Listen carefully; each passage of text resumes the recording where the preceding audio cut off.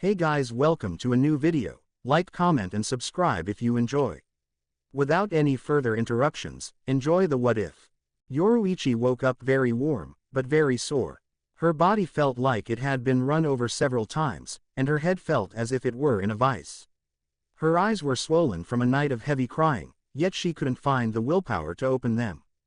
As the grogginess of waking began to slowly fade, the events of the previous night began to replay through her mind. Noboru's alive, his words, he still loves me. The kiss, Ichigo's face, his cries, his pain. Yoruichi squeezed her eyes shut even tighter to combat the horrendous wave of nausea that accompanied the recollection of what she had done. Ichigo, her Ichigo, had been there to witness her mindlessly shattering his heart. Oh Kami, please just let it have been a dream. When she had returned to the mansion, she could barely see straight as her tears and ripping sobs would not stop. For hours, it seemed, she had bitterly wept as the mass of conflicting feelings she was forced to face raged through her. As she stirred, however, she noticed that she wasn't alone. Awareness of a pair of arms that were wrapped around her, as well as a scent that she was not familiar or comfortable with began to dawn on her. Ichigo, she thought, still a little hazy from the early barrage.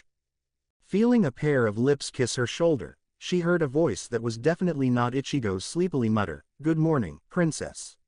It seems you were able to fall asleep after all." Her eyes shot open. Noboru. What is he doing in my bed? Sheer panic began to build in her mind. How did he get in here? What had happened between them? Surely not. I didn't. Looking down, Yoruichi was instantly immensely glad to see she was still fully dressed in the same clothes that she had been in last night. Oh, sweet Kami, thank you. Did you sleep in here? She asked in a hoarse voice, already certain of the answer. She didn't pay much attention to his response, as her gaze to her clothing had revealed to her that she was wrapped in Ichigo's captain's haori. Yes, he replied quietly. You were so distraught last night, I couldn't bear to leave you alone. What happened? I've never seen you so upset. Was it the boy? Yoruichi nodded. She fought the urge to speak, as the threat of the guilt and shame-induced nausea came back stronger than ever as images of Ichigo's broken expression continued to plague her consciousness. He seemed quite taken with you. I know our reunion didn't sit too well with him, or the other bastards who were there, Noboru muttered, remembering Shiro catching him off guard. Who is he? Ichigo Kurosaki, Yoruichi whispered weakly. She did not want to talk about Ichigo with Noboru. The pain of witnessing Ichigo's despair last night still haunted her viciously. His cries to the night reminded her of when she saw him when he was still human. I can't keep from hurting him. I am so sorry, my Ichigo. I love you so much, though I didn't show it. No matter how caught up I was in the memories, I spat in the face of your love. Ichigo, I am so sorry. I would never intentionally hurt you, but I did. The pain she was feeling now was dull, an ache in her heart after the vicious pain of last night. She simply had no energy for that pain right now, though she was sure it would come back soon enough. No, at the moment she was filled with a self-loathing and revulsion that threatened to overwhelm her. That was Ichigo Kurosaki, the hero of the Winter War. A rude, arrogant boy. It's hard to match the legends that have been told about him with what I saw last night. And I can see that he managed to attain a captain's position, he said dismissively, interrupting her thoughts as he looked at the haori draped around her shoulders. Yoruichi's eyes narrowed. Do not speak of him that way. He has been my pupil for a long time, and I am quite proud of him. I have to tell him that I'm in love with Ichigo. But what am I supposed to do? Does he still expect to marry me after everything that has happened? Do I still want to marry him? But, Ichigo. Every train of thought continued to return to her berry-headed lover. Dear Kami, what she would give to be in his arms now, to forget last night ever occurred. How could this have happened? How could she have been caught so far off balance? Yes, Noboru is alive, but what about Ichigo? Are you now? Noboru asked with a raised eyebrow. He was not happy with the protective tone she spoke with, and even less happy about seeing Yoruichi wrapped in the boy's haori. Last night, she hadn't acted as if the boy even existed, but now he seems to be the only thing on her mind. Even if he is your pupil, I was, and as far as I am concerned, still am your fiancé. He will soon have to go, as I will not allow any interferences with our wedding. Of course, after seeing his face last night, that shouldn't be too much of a problem. Changing tack, Noboru lightly brushed her cheek with his fingertips as he softly whispered, "I'm sorry you had to go through that, my love." Noboru's touch seemed to be the last straw. Overwhelmed by her grief and her disgust with herself, Yoruichi quickly rolled over to clear the side of the bed and retched violently. "Yoruichi," Noboru said, alarmed. Of all the responses he could have been expecting, this was not one of them. Leaning closer to her, he began to reach forward to hold the sickened woman when he heard another voice that claimed his attention. "Noboru, I will take it from here," a woman's voice said. Looking up, he saw a worried Amaya quickly making her way to Yoruichi's side. "While I am sure that your presence in her bed is because you were concerned for her last night, it is improper for you to be in here with her. You may get yourself cleaned up while you are here, then I ask that you return to your family's home until Yoruichi is better." Noboru looked up in surprise. This is not how he had planned things to go. After last night, he had guessed that Yoruichi was still truly in love with him. He had been given every expectation that she would forget the world when she saw him, and their reunion would be seamless. Perhaps he had underestimated what he had been told. "With all due respect, Lady Amaya, am I not her betrothed?" "I should be," he started to reply before he was cut off by another loud retch. "Noboru," Amaya began in a tight voice, "you may get yourself cleaned up while here, but you will leave immediately after." "Am I understood?" Amaya's eyes narrowed. "I will be watching you. You are not Ichigo. You are not the one who makes my daughter smile, and I will be damned if you are in her room without her openly choosing you. Kato may have used you to catch her off guard, but it's clear as day that she loves Ichigo. She's never thrown up, not once, but now she is doing so out of guilt for what she has done to him. She will have to completely choose you over him before I let you near her when not in public." "Very well, Lady Shihoin," he replied, rolling off of the bed and onto the floor as Amaya attended to her daughter. XXXXXXXXX. Soi Fan quickly made her way to the Shihoin mansion early this morning. She had heard rumors within a certain part of her division about what had happened last night, and knew that she had to find Lady Yoruichi as soon as possible. "Noboru is alive, he is back, claiming to be Yoruichi-sama's betrothed. What about Ichigo, if what they said about him is true?" She shook her head, trying to clear her thoughts. There was not enough solid information, but she was certain that this had the potential to be a catastrophe. Arriving at the main gate, she quickly gained entrance and made her way to where she felt Yoruichi's reiatsu. Pushing the door open, she was greeted with the sight of her mentor laying on her bed, wrapped in a captain's haori and groaning as her mother pressed a cloth to her head. "Yoruichi-sama," the dark-haired Taiko exclaimed. Rushing to the side of the bed, she noticed Yoruichi's tear-stained face, as well as the smell from where she had been sick. There must have been some truth to the rumors. Slightly panicking, she decided to not reveal her knowledge and simply asked, "What happened? Are you all right?" Before Yoruichi could answer, Amaya looked up to Soi Fan and calmly said, "She is unharmed, Soi Fan Taiko. Last night was difficult for her." Amaya quickly decided to inform Yoruichi's former protege of the events that had occurred. The young captain was friends with both parties, and needed to be aware of the situation. While it would not be easy, Soi Fan deserved to know from a reliable source. Lowering her voice, she said, "As you may have heard, Noboru is alive, and back. Last night, he surprised Yoruichi. As events unfolded, he kissed her. Yoruichi kissed him back, but Ichigo had just arrived in time to witness it. He became upset, and his father and Zanpakuto spirit had to take him away." Soi Fan's eyes closed in disappointment. So it is true. Looking down at her mentor, she saw grief and shame etched into every part of her face, confirming the worst. She knew the history, and while Noboru's survival was a surprise, this situation was worse than she expected. While not having a relationship of her own, she knew for certain that both Ichigo and Yoruichi were deeply in love with each other. So how could this have happened? If Yoruichi-sama looks this badly, she could only imagine how the boy was doing. "Soi Fan Taiko, may I speak with you in the hallway?" Amaya asked, getting up and walking to the doorway. The shorter captain quickly followed. Once in the hallway, Amaya quickly turned and sighed, pinching the bridge of her nose. As you can see, this is not an ideal situation, and Yoruichi needs some time to herself to get cleaned up and sorted. However, can I ask a favor of you? Of course, Lady Shihoin. How may I help? Soi Fan wasn't about to disagree with the obvious necessity for Yoruichi to have some alone time, and something to do would help her to not fret over her idol so much. Like you just heard, Ichigo was there to see the kiss last night. It was truly painful to see him. Will you please go and check on him? I know his father is with him, but I really would like to know how he is. The Taiko nodded silently. She had to confess to herself that she had developed something of a soft spot for the orange-haired jackass that was Ichigo Kurosaki.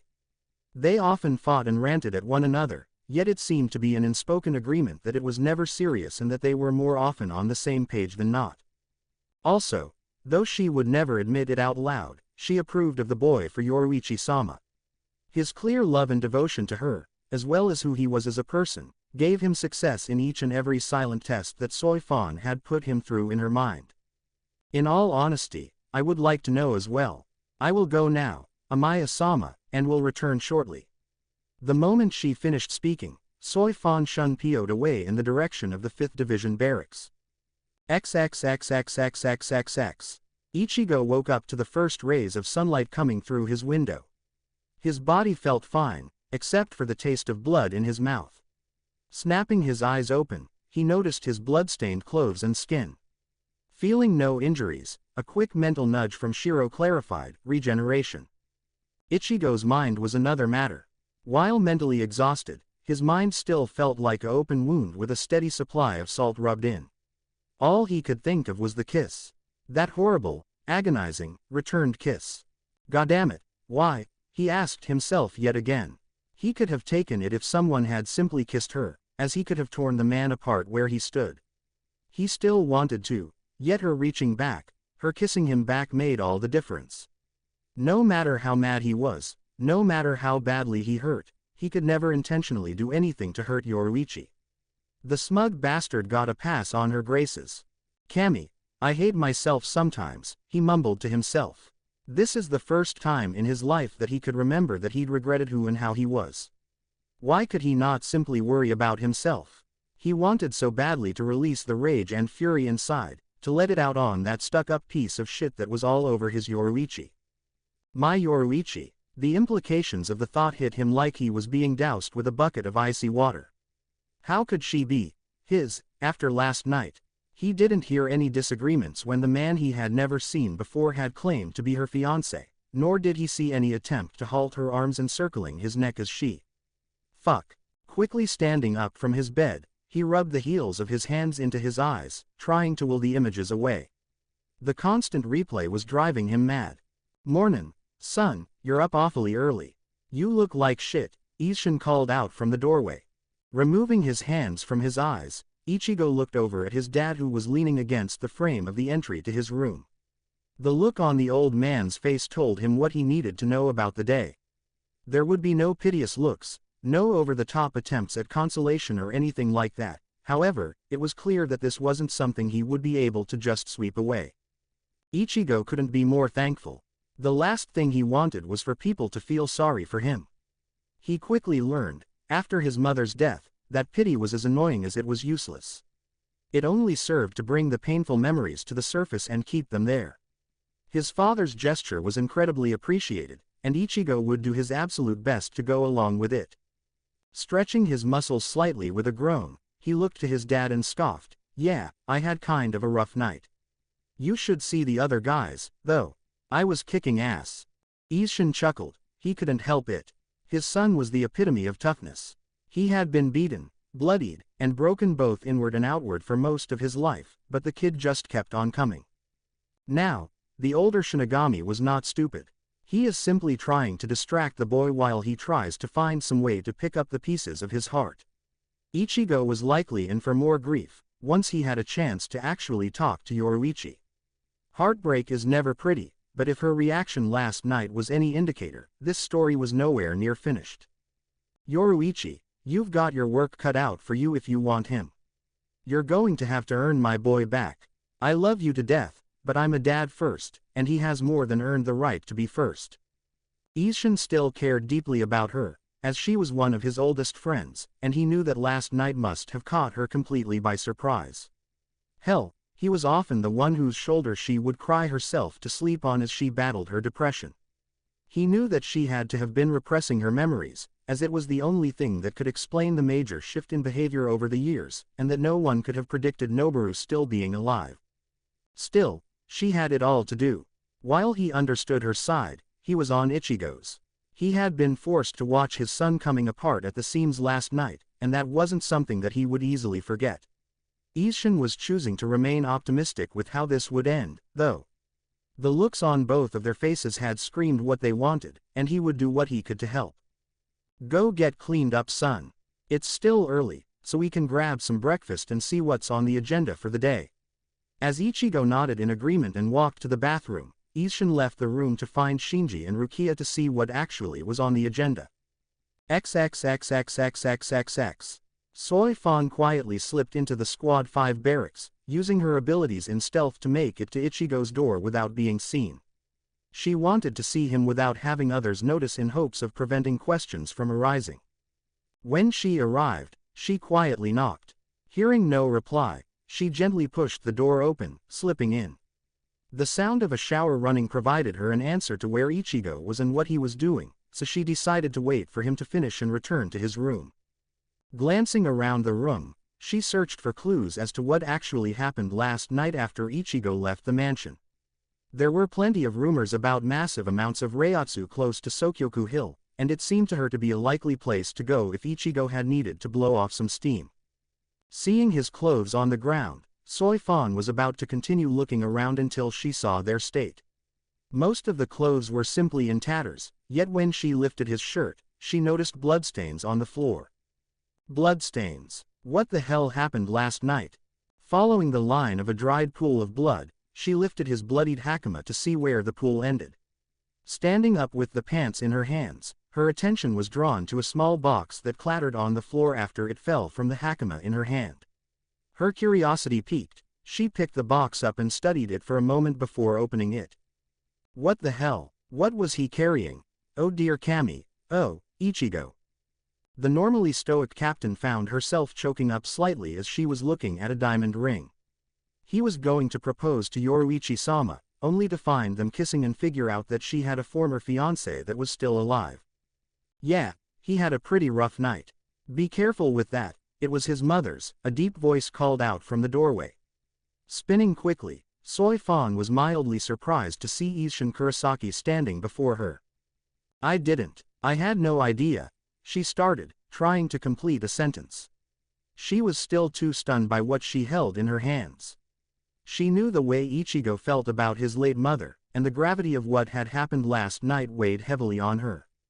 Yoruichi-sama, why did this have to happen? Ichigo must be absolutely crushed. Holding up a hand, Isshin stopped her. Don't worry about it, nobody saw it coming. As I'm sure you have guessed, he is not in a good place right now. I'm sure Amaya is worried about him, which is why you're here, right? Nodding, she replied, I wished to see how he is, as well. He and I have become friends as of late. I have already seen Yoruichi-sama this morning, and have heard what had happened. How is she? Isshin quietly asked, taking note of the immediate drop of the smaller Taiko's face. She is not well. I have never seen her so. I cannot explain it. She has been physically ill, and looks worse than I have ever seen before, Soy Fan answered quietly. She had no problems talking to this man about her, as Yoruichi had informed her of their relationship. Nodding, Isshin sighed, I thought so. Well, we've got quite a large mess on our hands, nay. I will let you stay here and talk to Ichigo when he's out of his shower. If you don't mind, just bring him to the mess hall when you're done so he can get something to eat. As he turned to leave, he added, just treat him like you normally would. He doesn't need pity now, just friends. Nodding, Soy Fan turned away from the door and sat on the edge of Ichigo's bed, still holding the small box in her hand. If Yoruichi-sama's condition was anything to go by, Ichigo was going to be in poor shape. She was so wrapped up in her thoughts that she missed the water cutting off in the bathroom. She heard the door opening, though, and turned to see a naked, dripping Ichigo walking into the room with a dazed, mask-like face. While she could recognize the pain in his face, it was momentarily overridden by the fact that she could see his. "Kurosaki, where are your clothes?" she shouted in her mind, panicking slightly as blood filled her face. Walking back into his room, Ichigo was forcing himself to put one foot in front of the other and propel himself forward. The distraction his father had provided had been nice, but merely a fleeting thing. The moment he had looked away, memories of the previous night had resumed their relentless replay in his mind. With his focus on simply functioning, Ichigo missed the extra presence in his room. Turning, he saw Soi Fan standing by his bed, his mother's ring in her hand. His attention was drawn away from that, though, as he saw her heavily blushing face and gaze on something obviously below his eyes. Looking down, he faintly realized that he was standing in front of her without a stitch of clothing on, merely the tattoo-like links of his seal on his arm. Somewhere in his mind, a tiny voice screamed for him to cover himself, however his consciousness was too bogged down to clearly operate. Moving slowly, and awkwardly, Ichigo found some fresh clothes and dressed. Moments later, Ichigo turned around while scratching the back of his head. He looked anywhere but at Soi Fan's face as he mumbled, "So, what are you doing in my room?" Still blushing heavily, Soi Fan brought it back under control as she was reminded of why she was here. Though Ichigo was not aware of his surroundings enough to be embarrassed, she could easily see the pain in his eyes. Not sure how to begin, she simply said, "I heard about last night. I just wanted to. I came to see how you were." Ichigo paused. While it could be considered pity, this was Soi Fan actually checking up on him. He was sure she had already seen Yoruichi, but the fact that she was here to check on him was, well, it meant a lot to him. Looking down, he realized that she was still holding his mother's ring. Sighing, Ichigo forced himself to answer. The words were going to explode out of him sooner or later, so why not now? "Going by what you're holding, I'm sure you can guess. I don't really have any answer other than that. I don't really have any answers, actually. Last night, I saw the woman I love more than my own life, the woman I was going to propose to, kissing a man who claimed to be her fiancé. I have no idea who he is, why he just showed up now, or what any of this means, and I have to just take it on the chin without a fucking word of explanation and..." Ichigo broke off as he was getting progressively louder and faster as he talked. Taking a deep breath, Ichigo pinched his nose. "Look, I appreciate you coming to check on me. I really do. As far as how I am," Ichigo waved his arm outward, "I am still breathing. That's about the best I can give you." Soi Fan nodded silently. She couldn't speak as she processed the young man's attempt to hold himself together. His face was blank, holding a steady, emotionless look, but his eyes were something else entirely. His eyes seemed to be screaming in pain, and the dark-haired Taiko knew that she needed to take action.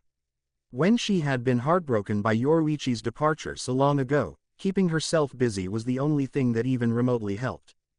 "All right, Ichigo, come on, let's go get something to eat, then you can check on your squad. They haven't seen you in a few days, and would benefit from having their captain around," Soi Fan said, closing the ring box and placing it onto the small table next to his bed. Turning, she marched up to him, spun him around and began to push him out the door. "Now that you don't stink like you usually do, you can go get some food. I will join you before I have to attend the Central 46 session today." As he felt himself be pushed into the hallway, Ichigo quickly caught onto the distraction effort. Gladly going with it, he turned his head and shouted, "What the hell? I don't stink. Just because you're so close to the ground that you can smell everyone's feet, it doesn't mean that I smell bad. Maybe you're smelling your own. OWWW. Grabbing his side where he had just been punched, he spun to the sound of several voices chuckling. Seeing Shinji standing there with Isshin and Rukia, Ichigo stood up straight and tried to downplay it. "You never seem to learn, jackass," his dad said with a grin. Before Ichigo could respond, Shinji gestured to Rukia with his thumb and added, "Yeah. You would think by how much this one kicks your ass, that you would stop messing with short people. All of these midgets that you know don't like to be. OWWW. Damn it, Rukia. The Fukuteku in question merely raised a brow. It seems that you have a bit to learn as well, dumbass. A round of chuckles erupted after her comment, lowering the tension in the hallway. As the group turned to walk to the mess hall, Isshin fell into step beside Ichigo, who was walking behind everyone else. After a few moments of silence, they arrived at the dining area. Shinji, who was leading the group, walked into the mess hall only to be met in the face by a flying sandal. Falling flat on his rear, he yelled, "Damn it, Hiyori. What the hell was that for?" The younger Vizard gave him a deadpan stare and muttered, "I just had a feeling that you needed it." "You're welcome." Everyone in the room erupted in laughter at her comment as the group made its way in. Motioning for the others to enter ahead, the elder Kurosaki turned to his son whom he had held back. "Now, I was never one for following the rules when I was a captain, but I would recommend wearing your captain's haori.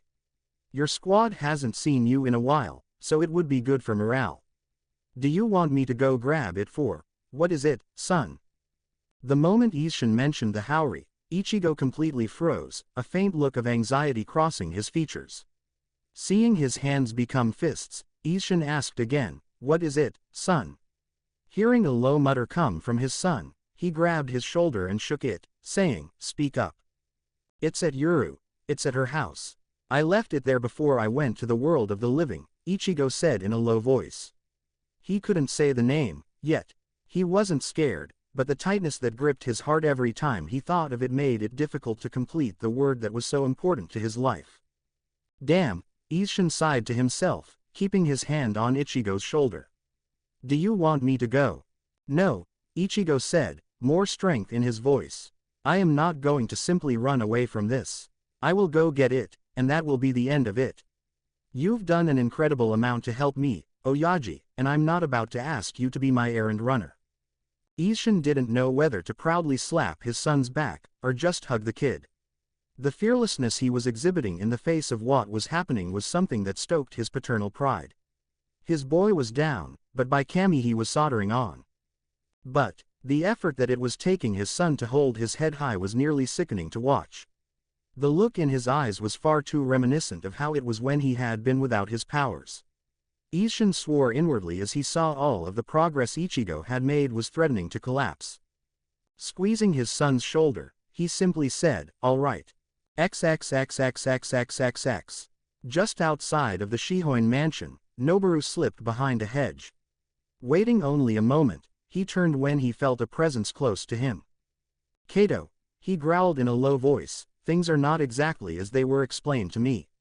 She has been crying and vomiting all morning. You said she would easily reconnect with me, yet she is consumed by guilt and grief." Perhaps she did truly love the brat, Kato thought to himself. It was of no concern, either way. However, he needed to make sure that Noboru kept a clear head, and didn't do anything rash to upset his plans. "She kissed you back, did she not? I told you that she thought that she was in love with another. She simply needs a little time to forget him." With Ichigo Kurosaki, the war hero, that would have been helpful information to have beforehand. He must have made an impression on her parents, as Amaya has all but kicked me out, once I've showered. I was barely able to slip out here. Kato frowned. The only way to have something done right was to do it yourself, it seemed. Having you know would have threatened everything last night. He's also a descendant of the Shiba clan. Don't you see? He was simply using her to elevate his clan's status, which would explain his reaction last night. As far as you being kicked out, that is unfortunate. You need to keep them apart.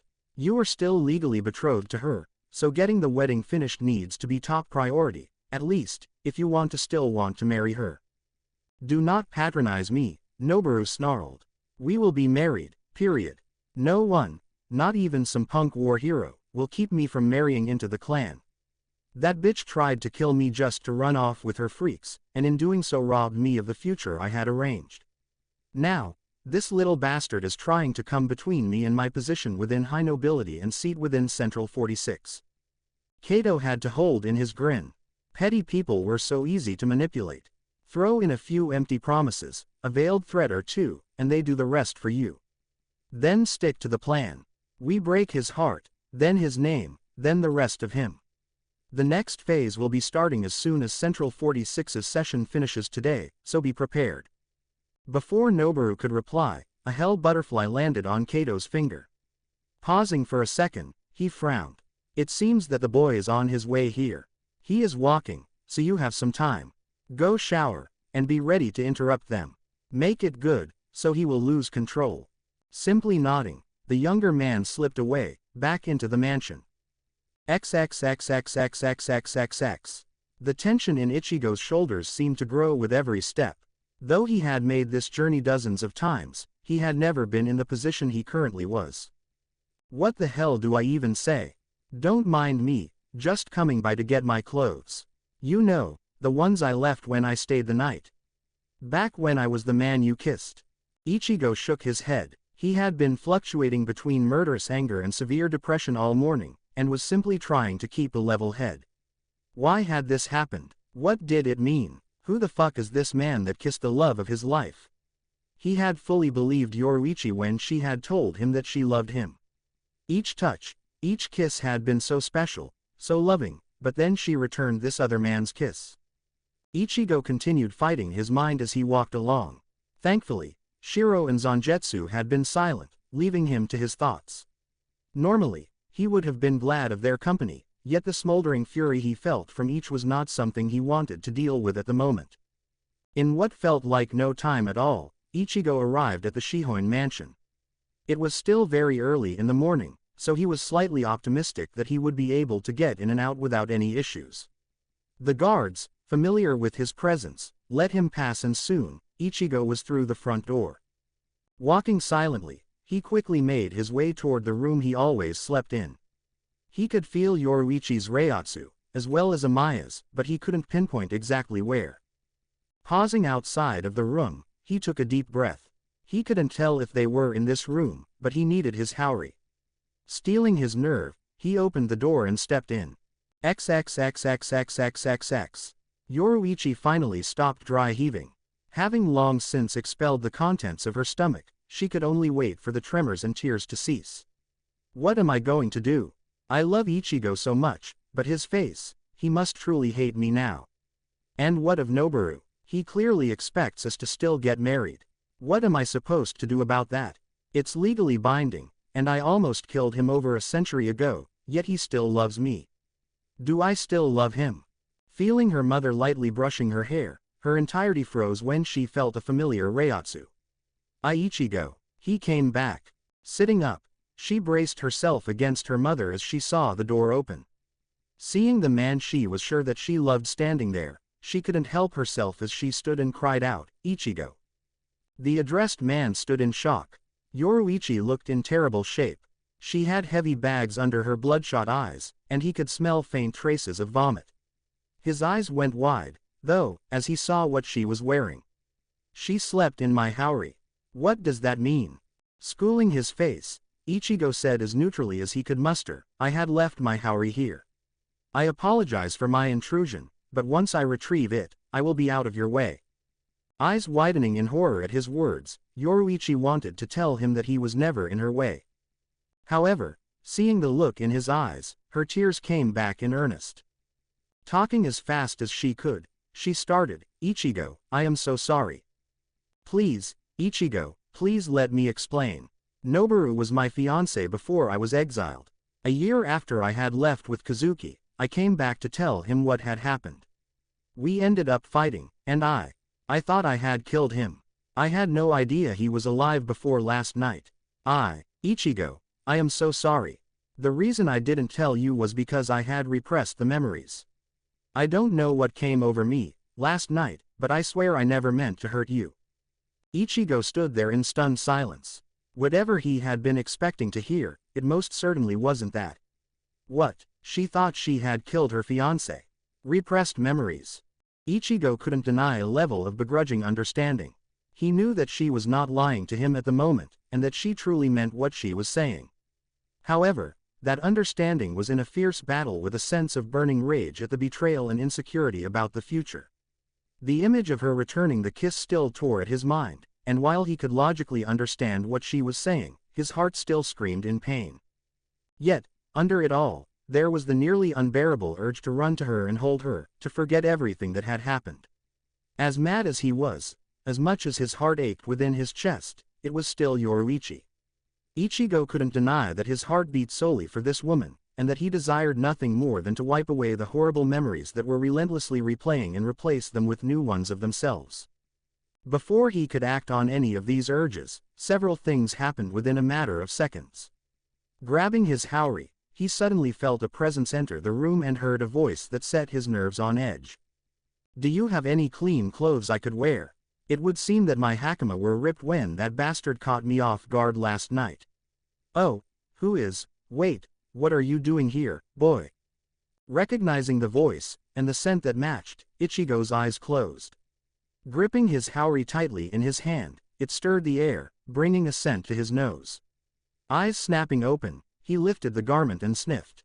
"I smell her, but I smell him all over this. Wait, she slept in this, and his scent. You've got to be fucking kidding me," Ichigo muttered as his fists clenched tightly. Rage began to build in earnest. Images of what might have happened, here, in the bed they had so often shared, in his own haori. "I asked you a question, son, and you better have a damn good answer. What the hell are you doing in my fiance's room? Some punk like you that thinks that he can constantly intrude on our lives, obviously needs to be taught a lesson about his proper place," Noboru growled. Turning slowly, Ichigo wondered if it was possible to be any more furious than he was at the moment. When his eyes came to rest on the new occupant in the room, he discovered that yes he could. Standing there with a look of utter contempt was a snarling man wearing nothing but a bath towel. Yoruichi immediately decided that she was beyond sick and tired of these poorly timed entrances. Having heard her mother earlier quite clearly tell Noboru to leave after he cleaned up, she knew that this interruption was quite intentional. The look on Ichigo's face provided all the answers necessary as to whether or not it worked. When he turned, she knew that this was going to get ugly fast, however her primary concern was finding some way to resume talking with Ichigo. He had seemed to be listening, and she wanted to continue expressing her regret and remorse for the previous night. Her chance would never come, though, as she felt a large pulse of reiatsu, followed by heavy, guttural breathing. Moving around to his side, she found Ichigo groaning and clutching the side of his head and breathing deeply as his eyes began bleeding to black. The groaning intensified, as within Ichigo's mind, voices were raging, bellowing out in anger. "Let me out, I will rip him apart and spit on the pieces. I will put his head on display so everyone would know not to ever fuck with us. I swear, Ichigo, if you don't let me out I will take over," Shiro shouted, furious beyond reason. Even Zangetsu, often the calm voice of reason, was livid. "Give us his blood, Ichigo. He dares to mock us. I will teach him respect before Shiro and I test the limits of his mortality. Let us out." No, she obviously chose him. There is no way to change that. Killing him will serve no purpose. I admit that I want to. No. Damn it, I am no murderer. I have to get out of here. Though Ichigo said this to the two spirits, he was having a harder time convincing himself. Shiro wasn't about to let it drop, though. Bullshit. Let me out, now. This is the last chance before I take over. He does not get away with this unscathed, Ichigo. I am in agreement with Shiro on this, and will not ask again. Let us out. No, Ichigo shouted out loud, surprising everyone in the room. The heavy breathing became layered as he continued to hold his head. "Last chance to answer, son. You've got 5 seconds before I throw you out myself," Noboru said, stepping towards the struggling Shinigami. Before he could get more than one step, Ichigo yelled in pain as a white, liquid substance exploded from his mouth, quickly falling back to cover his face. Noboru froze as the younger man turned to him, a hollow mask covering half of his face and a bright blue eye glaring at him from the other half. "You filthy half-breed, get your disgusting, hollow-tainted. Enough!" The voices of Ichigo, Shiro, and Zangetsu bellowed as Ichigo's arms savagely backhanded Noboru. Multiple crashes could be heard as the half-dressed man was sent through several walls. "Ichigo, please," Yoruichi started. "Please," the layered voice interrupted, with Ichigo's head whipping around to glare at her. "Please, what could you possibly have to ask of him? What more could he possibly give you? We trusted you with his heart, his soul, and you spat on his love. Then, he comes in today and you not only reek of another man, but while wearing Ichigo's own clothes. How can you even act? The voice broke off as Ichigo's hand came to his face and gripped the mask. Struggling for a moment, the sound of breaking glass and a loud yell signified its successful removal. Looking around the room like a cornered wild animal, his heavy breathing and Yoruichi's sobs were the only sounds to be heard. Amaya rushed in, getting close to Ichigo. Her heart was breaking for him all over again as she watched him falling apart. Seeing his still discolored eyes, she lightly grasped his face in her hands and raised her reiatsu high enough to get his attention. "Ichigo," she whispered, "Ichigo." When he met her eyes, she wanted to sob as well. One had returned to his usual brown, and carried such a heavy sadness that she couldn't speak for a moment. Regaining her composure, she realized what he needed. Softly, she simply whispered, "Go." She was proven right as he briefly nodded, then disappeared in the soft swish of a shunpo. Looking up, she met the grief-stricken face of her daughter. Suddenly, all of the pain, the sadness, and the anger that had been brought about in the past several hours exceeded her capacity. Frowning, she wiped a tear away as she shouted, "Fix this. I don't care how you do it, but you will fix this. Look at yourself. This is not the Yoruichi Shihoin I raised. You have lost yourself, but understand that you will not simply bow to this fate. Where is your heart? Do you even know? You will make your choice and end this suffering." Stepping closer to her daughter, Amaya sighed as she gently lifted her chin to meet the still teary eyes. "I know that this is an incredibly difficult situation. I love you, and believe in you, Yoruichi. Look into your soul and simply be the woman I know you to be."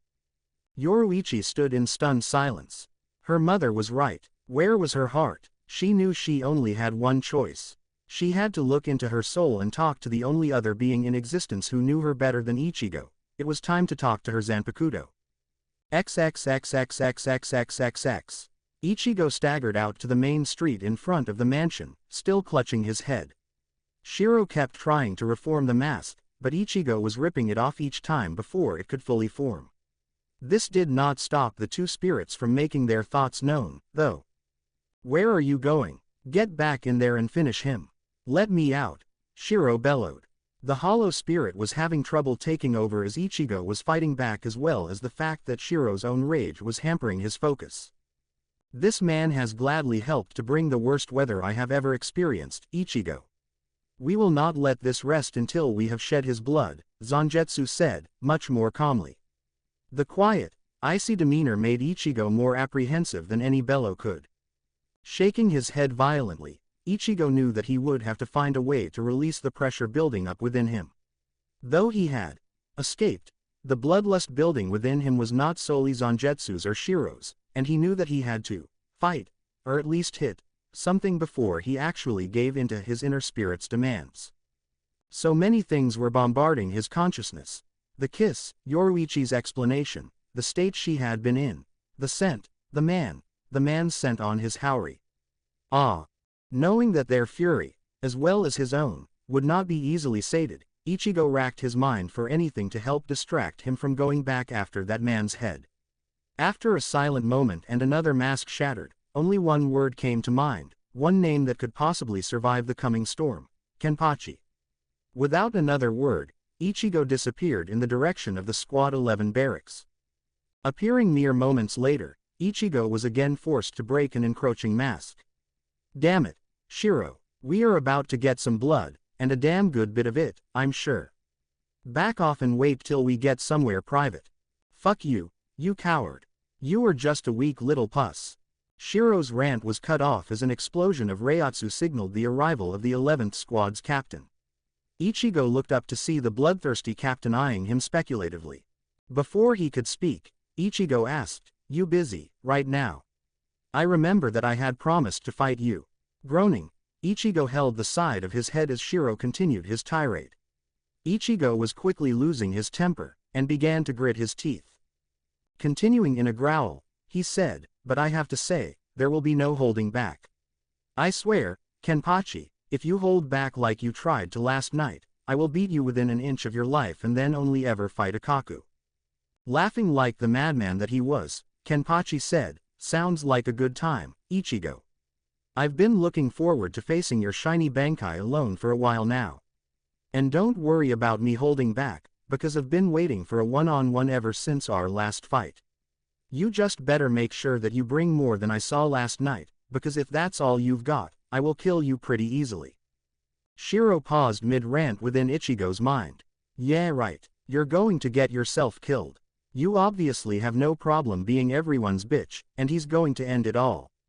You may as well, you fucking coward. Again gritting his teeth, Ichigo stepped forward and snarled, "Let's go. I know a place where we won't be disturbed." With that, he shun-pioed off in the direction of the training area beneath Sokyoku Hill. When they arrived, Kenpachi wasted no time in attacking Ichigo. Loud clangs began to ring throughout the large cavern as the two traded blows. After a few moments of trading hits, Ichigo scored a large cut across the larger man's chest. "Is this the best I get from you? I thought you've been waiting for this. Come on, damn it, I need you to make me pay attention. I can't keep thinking about her kissing him, or being wrapped in his arms all." Gura hhhhh. Smiling, Kenpachi chuckled, "I just had to make sure you still had it in you. It took ages for you to cut me the first time, so I just needed to see how much I had to hold your hand this time." Before Ichigo could give an angry reply, Zaraki ripped off his eye patch and went on the offensive. Brutal slashes and thrusts came in earnest, keeping Ichigo off balance. Taking a note from the younger Shinigami's style the prior night, Kenpachi mixed in some kicks and punches that threatened to level him.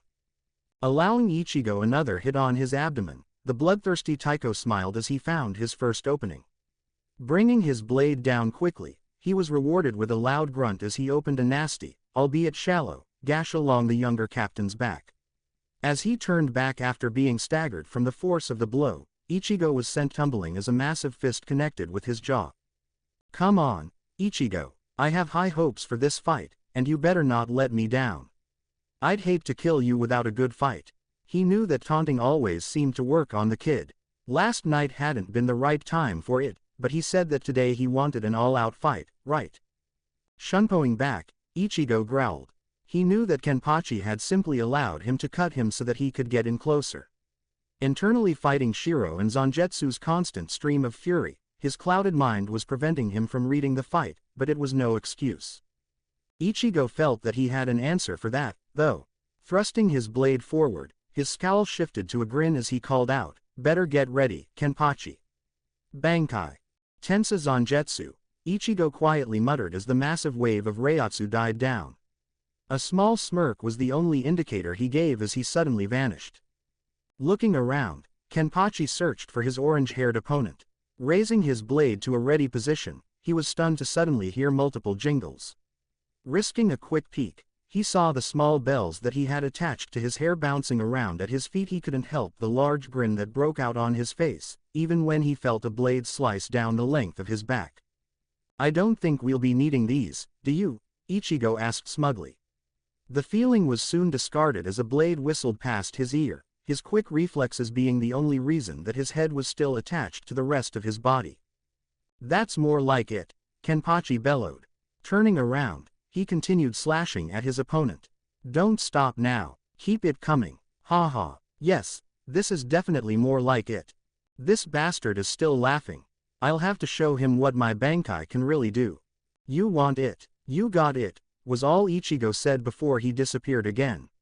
Flashing around so quickly that even the well-trained eye could not follow, he began cutting Kenpachi from every direction. Chest, back, arm, calf, face, were mercilessly slashed over and over again until the brutish captain was covered in blood and panting for air. "Was that what you were wanting?" Ichigo asked in a deadpan voice. The bravado was wearing thin, though, as his attention was constantly being drawn to what he had seen this morning. Ha, ha ha, ha ha, yes, this is much closer to what I've been waiting for, Ichigo. It's time, it's finally time. Gripping his Zanpakuto tightly, he held it low and shouted, "Judge, Yushorepai. Survival of the fittest." Ichigo's eyes widened as a massive wave of Reiatsu shook the entire cavern. When the dust settled, he saw an uninjured Kenpachi grinning widely at him. His blade looked much the same, with the exception of a smooth edge instead of the chipped, badly serrated sealed form. Don't look so surprised, jackass. Did you really think that I would sit on my ass after our last battle? I trained for days on end until he awoke.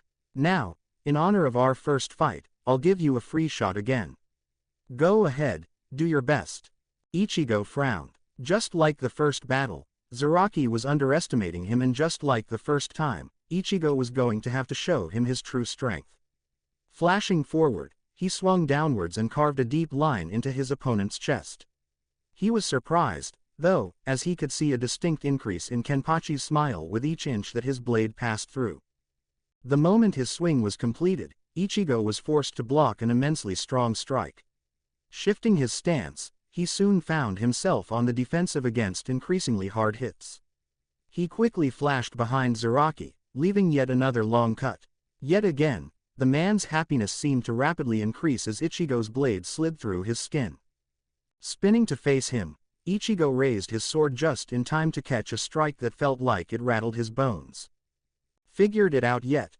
Kenpachi asked, still grinning. Every time you cut me, you shore up increases my swing strength. Something or another about absorbing and redirecting kinetic energy, I wasn't really paying attention. Now, it's just a question of what happens first, your body breaking, or me dying of blood loss. My money is on your bones shattering, he yelled as he swung yet another devastating strike. Come on, kid, get pissed. I know you've got more than you're showing me. Why do you always make me drag it out of you? Ichigo was finding the fight more and more difficult. Just like Kenpachi has said, every strike against the man was rewarded with an ever more crushing blow in response. His arms and legs were burning with the strain of holding him off, and each strike received created a small crater underneath his feet. Shut up, you're still gonna get your ass handed to you. Getsuga Tensho. The massive energy attack surged towards Kenpachi at an incredibly fast rate. Though he was able to bring his sword up to block, a large portion of the Getsuga made it past the man's defenses and slammed into his chest. Ichigo was taken aback as the insane captain began laughing as he was able to get back to his feet. Ha, better, Ichigo. Keep it coming, because I'm starting to have some fun. He frowned as he felt an abnormally dense reiatsu emanate from the newly released blade. That frown grew as Kenpachi swung down so incredibly hard that Ichigo was forced to a knee, and a small crater was created beneath that knee. Son of a bitch, I can't keep this up. These swings are brutal. Damn it, you are such a pansy. You make me sick, sometimes. Boo-hoo, she left me and he hits hard, I'm just going to break into pieces, Shiro mocked. Why are you backing down again, Ichigo? You've faced stronger swings than these. Yeah, but things had been different then. You guys keep my powers locked up now. And what do you mean, Agen? I didn't back down earlier. I just can't help it that she chose someone else, Ichigo thought with a pang of sadness. That's it. Get your ass in here now, Shiro snarled as Ichigo felt a heavy force pull him into his inner world. Watching, Kenpachi stared at the blank-faced Ichigo. He was about to kick the kid in the face when another young man with long black hair appeared next to him. Zaraki Kenpachi, your battle with Ichigo is being paused for the moment. What? Did that little bastard run away? And who the hell are you? The captain yelled. He was by no means finished with this fight, and would drag Ichigo back by whatever means necessary. I said your battle with Ichigo was paused. My name is Tensa Zangetsu, and I will be your opponent for the time being. Once he is ready, Ichigo will resume his fight with you. Stunned, Kenpachi simply stared at the dark-haired Zanpakuto spirit for a moment. What do you mean, when he is ready? Where did he go? Shiro has a few things to sort out with him before he will be allowed to resume. Do you really wish to continue speaking, or would you prefer to let our blades do the talking? A smile reformed on Zaraki's face as Zangetsu flashed forward, clashing their blades together. Not a bad way to pass the time at all. XXXXXXXX. Ichigo quickly became aware of the weather as Shiro dragged him down. Heavy rain pelted him as brilliant strikes of lightning illuminated his darkened inner world, and incredible rumbles of thunder were accompanied by the sound of large roars and crashes. Slamming into the side of a skyscraper, Ichigo groaned as the impact jarred him. After he crawled to his feet, Ichigo glanced around at what had become of his inner world. The hurricane-like weather above was lost on the horizon due to massive waves of water crashing against and between the buildings. Looking over the side of the building, he saw a raging ocean battering everything in sight. Like it, a voice called out over the roar. Turning, Ichigo saw Shiro standing several meters away in his resurrection form. The random lightning strikes gave him an incredibly ominous appearance. This is what happens when your heart is in despair. Pretty shitty, huh? Why the hell did you bring me here, Shiro? I was already fighting Kenpachi. You wanted blood, and we were getting plenty of it, Ichigo shouted, quite tired of being the last to know what's going on. Yes, it was bad in here for his spirits, but he wasn't exactly facing a gentle stroll. I wanted. Are you even listening to yourself? Since when did you become everybody's bitch? Is this really all it takes? Your woman gets some tongue from an old flame, and you fall apart. Where are your balls? Where is your resolve?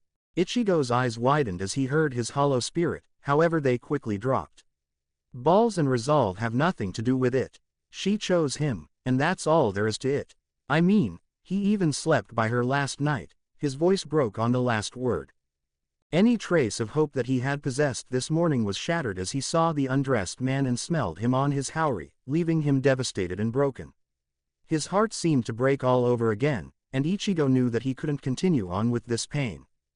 The moment his thoughts completed, a deafening symphony of shattering glass and severely straining metal distracted both Shiro and Ichigo. Looking to his right, Ichigo saw the top half of the skyscraper next to the one they were on be snapped off by the raging waves, as well as a few other buildings beside it. The massive, broken pieces slammed repeatedly into the side of the pair's still-standing battleground as the waves grew in intensity. Shiro's eyes widened under the mask. He knew that each building actually represented a part of Ichigo's heart, and the fact that not only one, but several had broken in half could only mean one thing.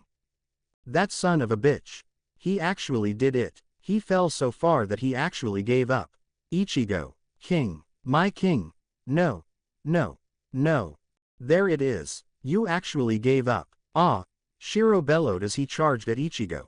When he got close, he reared back and punched the Shinigami in the face as hard as he possibly could.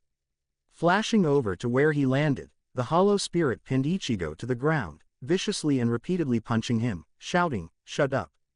With every strike, when blood was flowing freely, Shiro got up and stomped back a few paces. Get up! Get up! Get up! Staggering to his feet, Ichigo spat out a large glob of blood. What the hell is your problem? You wanted blood, I gave you blood. You wanted to fight, and we were fighting. What more do you want from me? Flashing forward again, Shiro savagely backhanded him, knocking him to his back. Shut up, you weak little imposter.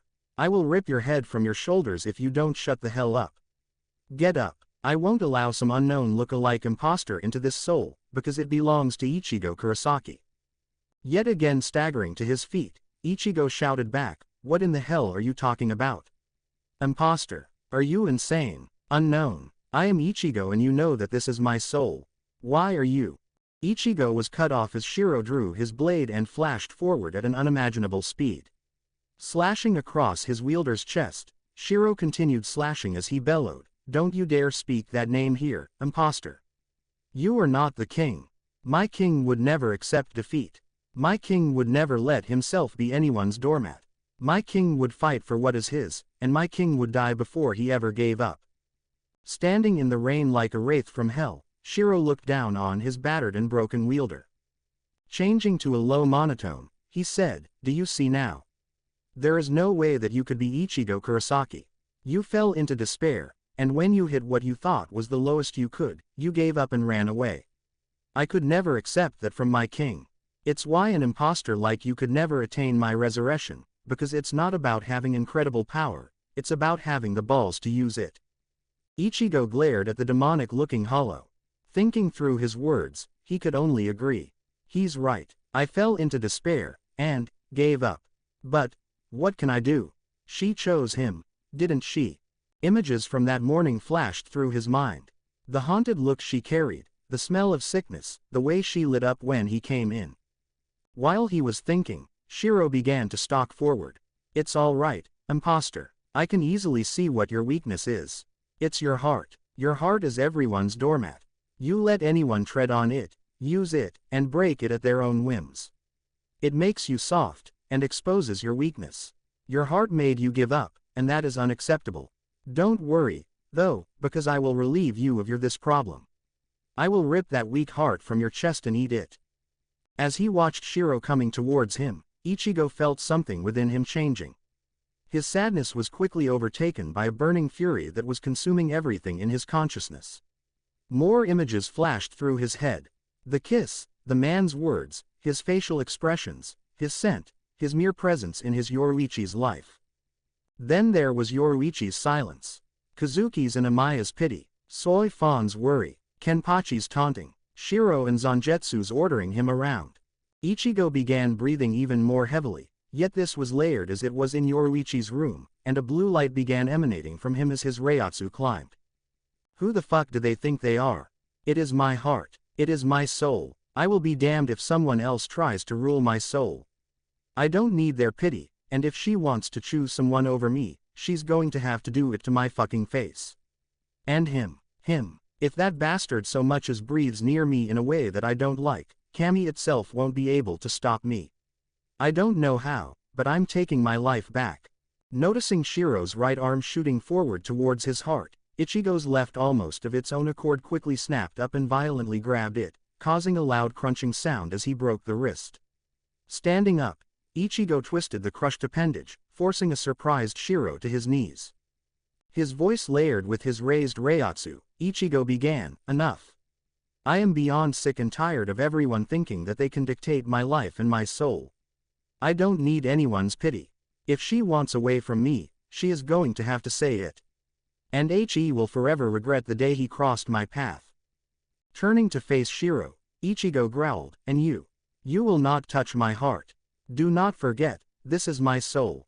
You are the horse, I am Ichigo Kurosaki, and I am king here." Staring into the black eyeholes of the mask, Ichigo made a decision.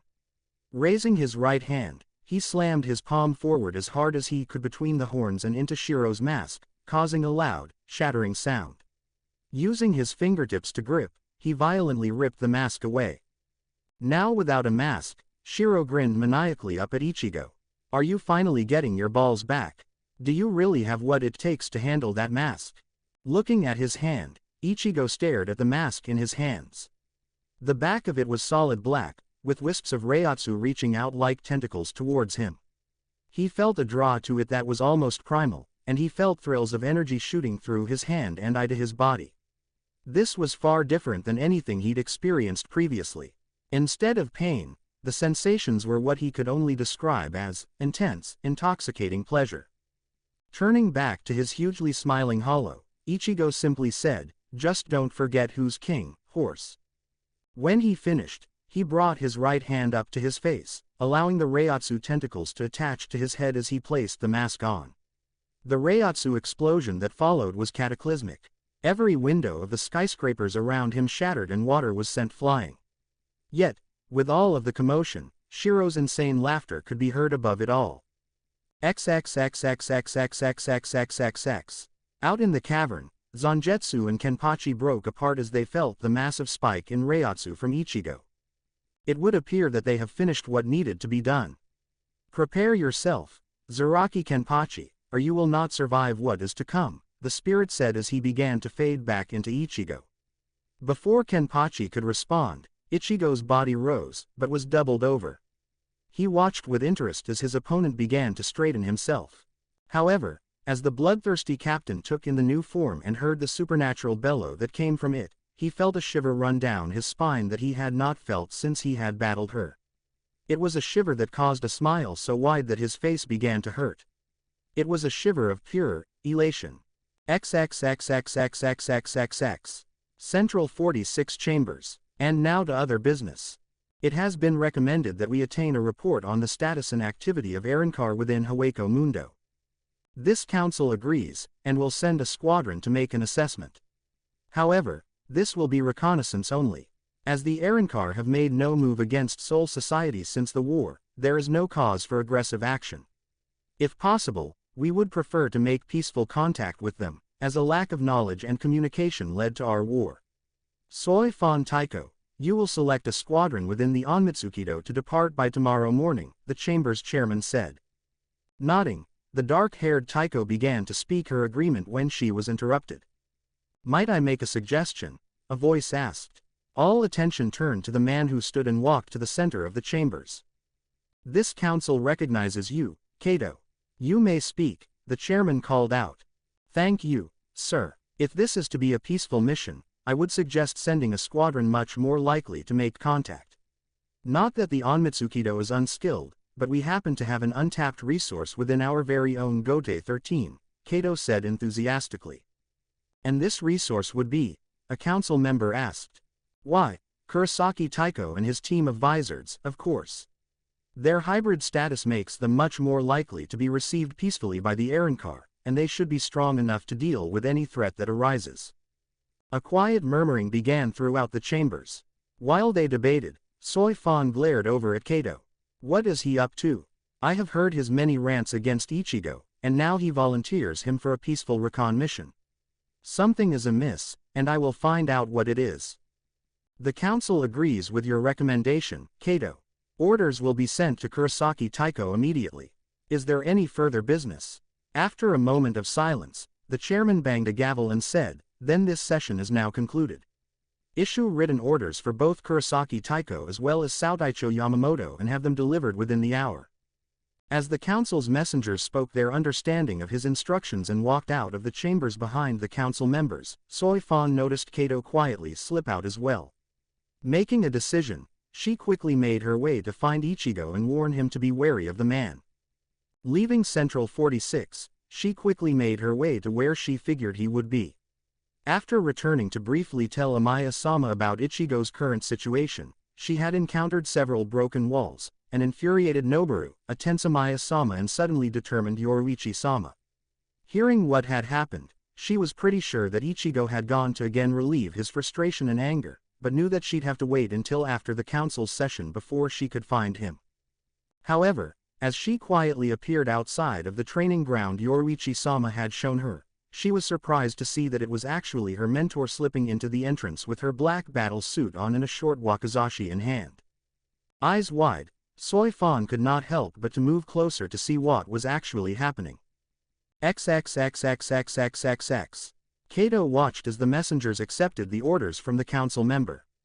This will have to be timed perfectly, he thought as he gripped an envelope nearly identical to the one being held by the messengers.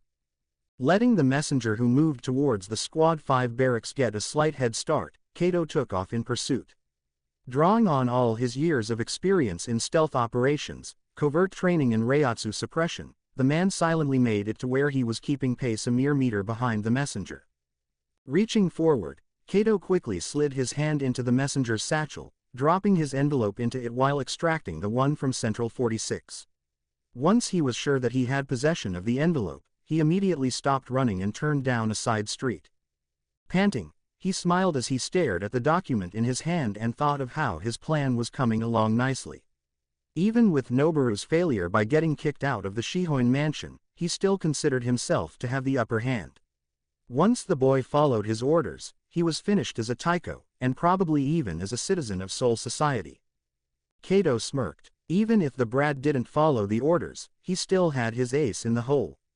Noboru may act like he is the one calling the shots, but the truth was that he was just as easily manipulated as the Kurosaki boy.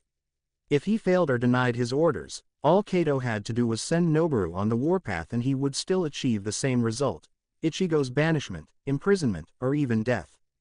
Hopefully, it wouldn't come to that. While Noboru was ultimately disposable, Kato would prefer to keep him under his thumb in order to control the Shihoin clan. If he married Yoruichi, Kato would be the Shadow Clan leader, and that was the ultimate goal. Still, he would take his victories as they came. You should have thought about who you were putting your hands on before you defended your whore, Kurosaki. Now you will die broken-hearted, but hopefully you'll play along and ruin your name first. After catching his breath, Kato quickly made his way back to his home. XXXXXXXXX. Yoruichi grimaced as she entered the underground training area. Between her Zanpakuto crying out incredibly loudly and the state of the grounds, she was incredibly saddened. Ichigo. Her thoughts had been unable to leave the man she loved so dearly. She had experienced such a rush of irrational hope when she had seen Ichigo first thing in the morning. He had remained calm and had listened to her explanation without shouting or raging at her, which he had been completely within his rights to do. Then, Noboru had to interrupt it. Though Yoruichi still felt tremendous guilt for nearly killing him all those years ago, she was feeling a growing fury at the man for his violent intrusion into their lives. She did not deny her guilt in the matter, however, as she would not consider even her repressed memories as an excuse for what she did. Shaking her head, the violet-haired woman grasped her Zanpakuto and unsheathed it. She would never get any answers unless she looked inwards, and what was more inward than part of her soul? Frowning as she got into a meditative position, she knew that this was not going to be pleasant. After more than 100 years of no contact at all, Kami, this is going to hurt. As Yoruichi opened her eyes, she took in the environment that she had not seen in ages. A rich, grassy expanse was covered by scores of bare trees with countless branches. She quickly recalled the many times she and her Zanpakuto spirit had trained by flashing after each other throughout the branches. Sighing, she quickly looked around for her Zanpakuto spirit. If the cries she had heard had been any indication, she had one hell of a beating coming. Sure enough, the moment Yoruichi landed on a branch, she saw a quick flash and felt a brutal hit to her face, knocking her to the ground. Pulling her face from the dirt, Yoruichi looked up at the fuming woman who rivaled her in beauty and grace. Her long, blood-red hair was tied into a ponytail similar to Yoruichi's as it reached her waist. Her skin complexion mirrored her wielder's, as well as her build, and her eyes were large red orbs that seemed to be able to pierce granite. "Hello Jurioku," Yoruichi groaned, shaking her head to clear it after the heavy impact. "This is going to be rough, indeed." XXXXXXXXX. Ichigo steadily made his way to the Squad 4 barracks. He was drawing a lot of attention, as he had the massive, bleeding form of Zaraki Kenpachi hanging over his bare shoulder. His Shihakusho had been utterly destroyed in the fight, and his Haori was draped over the other shoulder. Stepping through the doorway, he was quickly intercepted by a wide-eyed Retsu Unohana. Raising a delicate-looking brow as she took in just who was hanging over his shoulder, she said, "Oh my, Ichigo, there must be an interesting story behind this." Ichigo smirked at the friendly way that she was basically saying, "Tell me what happened, now." "Kenpachi was helping me vent," Ichigo said, looking away slightly. Though he had come to terms with his inner spirits, as well as his will to control his power, he couldn't help the pain that gripped his heart whenever he thought of what had happened. He wasn't giving up, but Kami, did those images hurt? Unohana's eyes softened at his words. She had heard what had happened last night, as well as this morning from Isshin, who had received word from Amaya. The fact that this young man was still standing after everything life had thrown at him was nothing short of miraculous. "Very well, Ichigo. Bring him in and we will patch him up." Carrying him back to a room, Ichigo rolled the man off of his shoulder and onto the bed. Hearing him stir, the younger Shinigami turned to look down at the man he had battled so hard for so long this morning. He saw that Kenpachi had regained consciousness and was chuckling. "Ichigo, you've been holding back on me." Frowning slightly, Ichigo said, "I guess I have, huh? Keeping it to yourself will get you another round after a while, if you want it." Seeing the weak smile spread across his face, Ichigo chuckled as Kenpachi said, "Deal." Leaving the medical barracks, Ichigo flashed to his own squad. After a quick shower, he dressed and made his way to his office where Rukia and Shinji were waiting for him. "Hey Cap'n, welcome back," Shinji called out. Raising a brow, Ichigo simply smirked and walked to his desk. Before he could sit down, a messenger appeared at the doorway to his office. "Kurosaki Taiko, I have orders from Central 46. The Saotaicho has been informed of these orders as well." Receiving the envelope, Ichigo dismissed the messenger and opened the orders. This should be interesting. Reading the document, Ichigo's temper and Reiatsu began to rise. Crumpling the paper in his hand, he slammed the wad onto his desk as he stormed towards the door. Pausing for a moment, he turned and shouted, "This is bullshit. Rukia, Come to my quarters once you've read the orders, because you'll be in charge while we are gone and I have orders for you. Shinji, get the rest ready to leave in 2 hours. Yes sir, both said seriously. Seeing his face, they were not about to argue. Once he had left the room, Rukia smoothed out the paper that Ichigo had crumpled up and held it so that Shinji could watch. From the chambers of Central 46, Kurosaki Taiko. You will take a squadron consisting of Vizards to Hueco Mundo to address the Arrancar threat that has arisen. You and your team will locate and eliminate any and all Arrancar, as well as any serious hollow threat present. Do not attempt to communicate with any hostile force aside from engagement in battle. To do so will be considered treason against Soul Society, and punished accordingly. You will leave at dusk today, as Kuritsuchi Taiko will have a Garganta prepared for your travels. Once your task is completed, return to Central 46 chambers to present your report. Central 46 High Council. No fucking way, Shinji muttered. This was insane. There was no other word for it. Central 46 was randomly ordering what amounted to just shy of genocide. No wonder Ichigo was so pissed. There's no way he will go along with this. What the hell are they thinking? Rukia said. I'm going to go find out what his orders are. We will meet you back here once you've gathered the rest of the crew. Turning, she shunpioed off to Ichigo's room. Upon arriving, she knocked on the door and was quickly granted entrance. Rukia, I need you to take care of some things while we are gone, Ichigo said before she could speak, looking at her intently. Of course, Ichigo, what do you need? She waited to question him, trusting his character for the moment. I need you to, very discreetly, deliver an urgent message to Kakaku.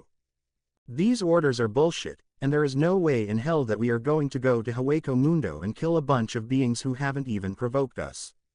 If possible, I want to bring a representative envoy back. To do that without any grief, they'll need noble protection and support. I need you to tell her exactly what's going on, and get her on board.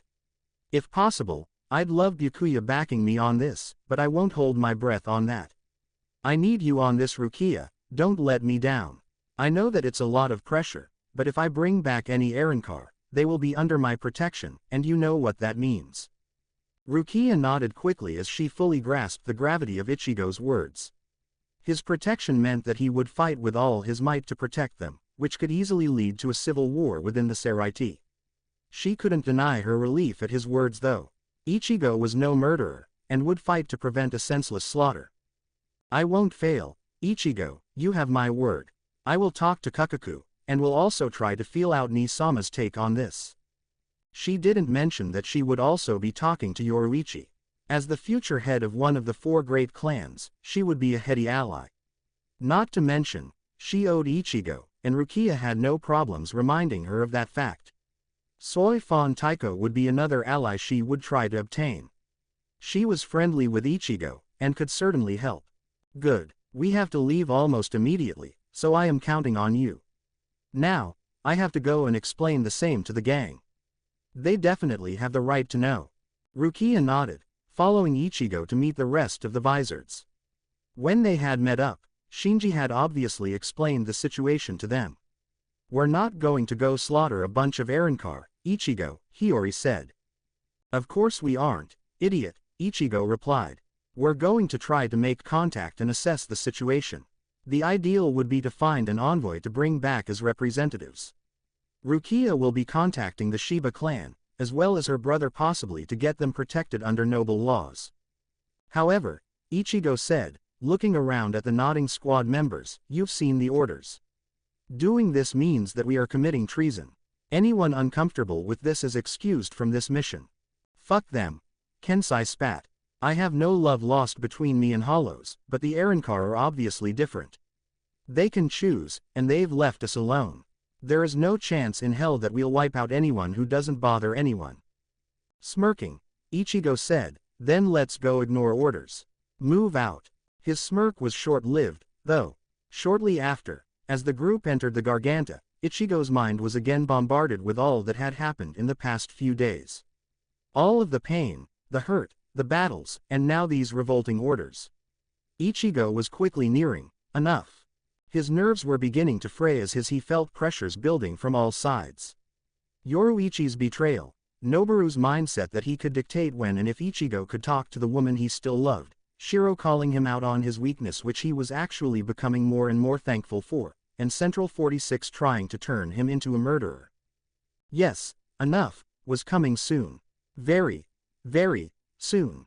Hueco Mundo. 3 days. It had been 3 days since arriving in Hueco Mundo, and the team of Vizards had yet to encounter a single hollow. While they had not expected it to be raining Arrancar, as Hiyori had suggested, the eerie, uninterrupted silence of the sandy world of night was discouraging. They had decided on a moderate, steady approach to Las Noches in order to announce their presence and for any Arrancar in the area able to feel their Reiatsu. The goal was to make their intentions of peaceful contact clear for any that crossed their path. However, the massive fortress was getting ever closer, and the tension in the group was mounting as the lack of encounters thus far could easily be due to a large grouping inside the domed palace. This wasn't the only cause of tension, though. The trip, so far, had been less than comfortable for everyone involved. The moment that Ichigo had led the team into the Garganta, his personality had shifted back into a moody, tense silence. Efforts to speak to him had been met with only grunts, or nods of acknowledgement, and nothing more. Whenever they stopped to rest, he would sit a moderate distance away, either scowling into the distance or sparring with the now constantly manifested forms of Zangetsu and Shiro for hours at a time. As the group came to a stop yet again, this time less than half a day's journey to the gates, the Vizards decided to use their extensive and delicate social skills to put an end to, and get past the awkwardness, by getting an overload of it and putting everything out into the open. All of them sat in front of Ichigo once he settled down on the sand, and then Shinji decided to kick things off. Okay Ichigo, we know that life has dealt you a totally shitty hand here, but the weirdness stops now. You're one of us, and we consider you our brother. That being the case, we are going to treat you like one of us. Bottling it all up doesn't work Ichigo. We know it, we've tried it, we've failed at it. Shinji paused for a moment, making sure he still had Ichigo's attention. Seeing the slightly guilty expression on his face, the former captain knew that he was being heard. Continuing, he said, look, we all know what happened. With Yoruichi, as well as Central 46's orders. Let's start with the orders. Before the young captain could respond, Kensai grunted, we get your plan. It's risky as hell, but we get it. We're backing you up on it, obviously. What we want to know is why didn't you go to the Saotaicho and question the orders? You're not one to take things like this lying down. What's going on in that thick-ass head of yours? Sighing, Ichigo ran his hand through his hair as he looked around the group. The faces held no judgment, no accusations, only concern. Meeting Kensai's gaze, he replied, it's complicated. Hearing a soft chuckle, Ichigo turned to see Hachi smiling kindly at him. While that may be, I think we will be able to grasp your reasoning, should you explain it to us. We are not questioning your judgment, but we are questioning where your heart and head are. You are family to us, and with all you've been through, how could we not? Raising a brow, the tired captain nodded in acknowledgement. To be honest, I didn't go to the old man because I am near the limits of my patience, and am holding on to the thinnest strand of hope. The messenger said that he had been informed of our orders as well. The lack of hell butterflies told me enough, but if he had agreed with them face to face, if he had actually supported that shit in front of me, I probably would have fought him in his office. Sighing again at the slightly stunned looks on the group's faces, Ichigo continued, like I said, I am holding on to my last thread of hope. I am hoping that if I can pull this off, if we can get an envoy of Arrancar to go with us to Soul Society, then they would have to face the fact that these are, in some cases, people. Sentient beings with reason and choice. If Central 46 and the Gote 13 can meet them and still be blind enough to want to order a genocide, then I am going to show them just how blind they are. Not only that, but I couldn't risk someone else being sent that would actually follow the orders. Chuckling without any real emotion behind it, he added, plus, I gotta admit that I wanted to shove it down their throats as I walked around the Seraiti with a bunch of Arrancar under my protection. Laughter echoed throughout the area as the group finally saw a glimpse of the Ichigo they all knew. We can understand that, Rose said. Don't stress about that part. We will be there to back you up and to make sure it works. Now, about the other part, Shinji started, looking slightly uncomfortable. We know what happened, including the morning after. The Amaya Ishin grapevine is pretty forthcoming to the people they trust. Your dad gossips like an old woman, King, Shiro said with an eye roll. Continuing, Shinji said, I can't personally say that I know exactly what it is that you're going through, but we do know a few things. While she may have royally screwed up, we know that Yoruichi loves you, Ichigo. You'd have to be even more dense than you are to not notice. Seeing the group nodding in agreement, Ichigo was about to reply when Zangetsu cut him off. I believe their concerns are the same as ours, Ichigo. While we all believe you have every right to feel hurt, angry, and upset, the real question you have to answer for yourself is, what exactly is it that makes you feel so? A look of aggravated confusion crossed the orange-haired Shinigami's face as he asked, what the hell do you mean? What do you think he means, you moron? Use your head. What is pissing you off? The fact that Kitty got some tongue from that fucker, or is it something else altogether? Shiro snapped as he smacked Ichigo's head. Though he was pissed at the stinging sensation, his spirit's words made him pause. Ichigo realized that in all of the madness that had been his life recently, he had never taken the time to ask, what exactly was it that was bothering him?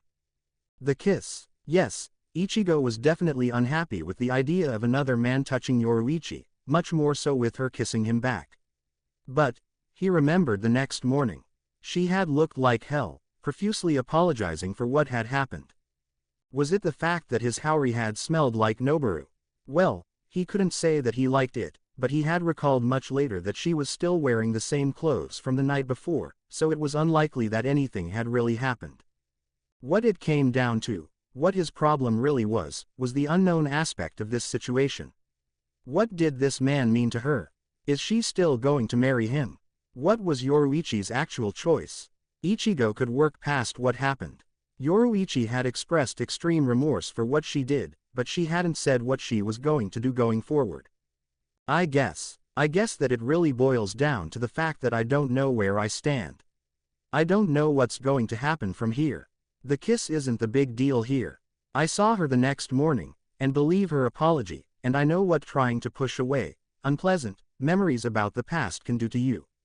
The problem, my problem, is, will she marry him? Does she love him? Do I? He paused for a moment, closing his eyes and breathing deeply through his nose. Do I have a place in her future? Ichigo finished, looking away as he was unable to meet the eyes of the group around him. An uncomfortable silence fell over the group. Though they knew him well, sometimes it shocked them to realize just how much Ichigo had been forced to mature. It seemed that fate took particular joy in messing with his life and happiness, and they were growing quite tired of his poor luck. We can understand that fear, Ichigo, Rose said kindly. The fear of not knowing, of uncertainty, is toxic and exhausting. I wish that there was something we could do to help, but your fear is an enemy only you can fight. TCH, speak for yourself.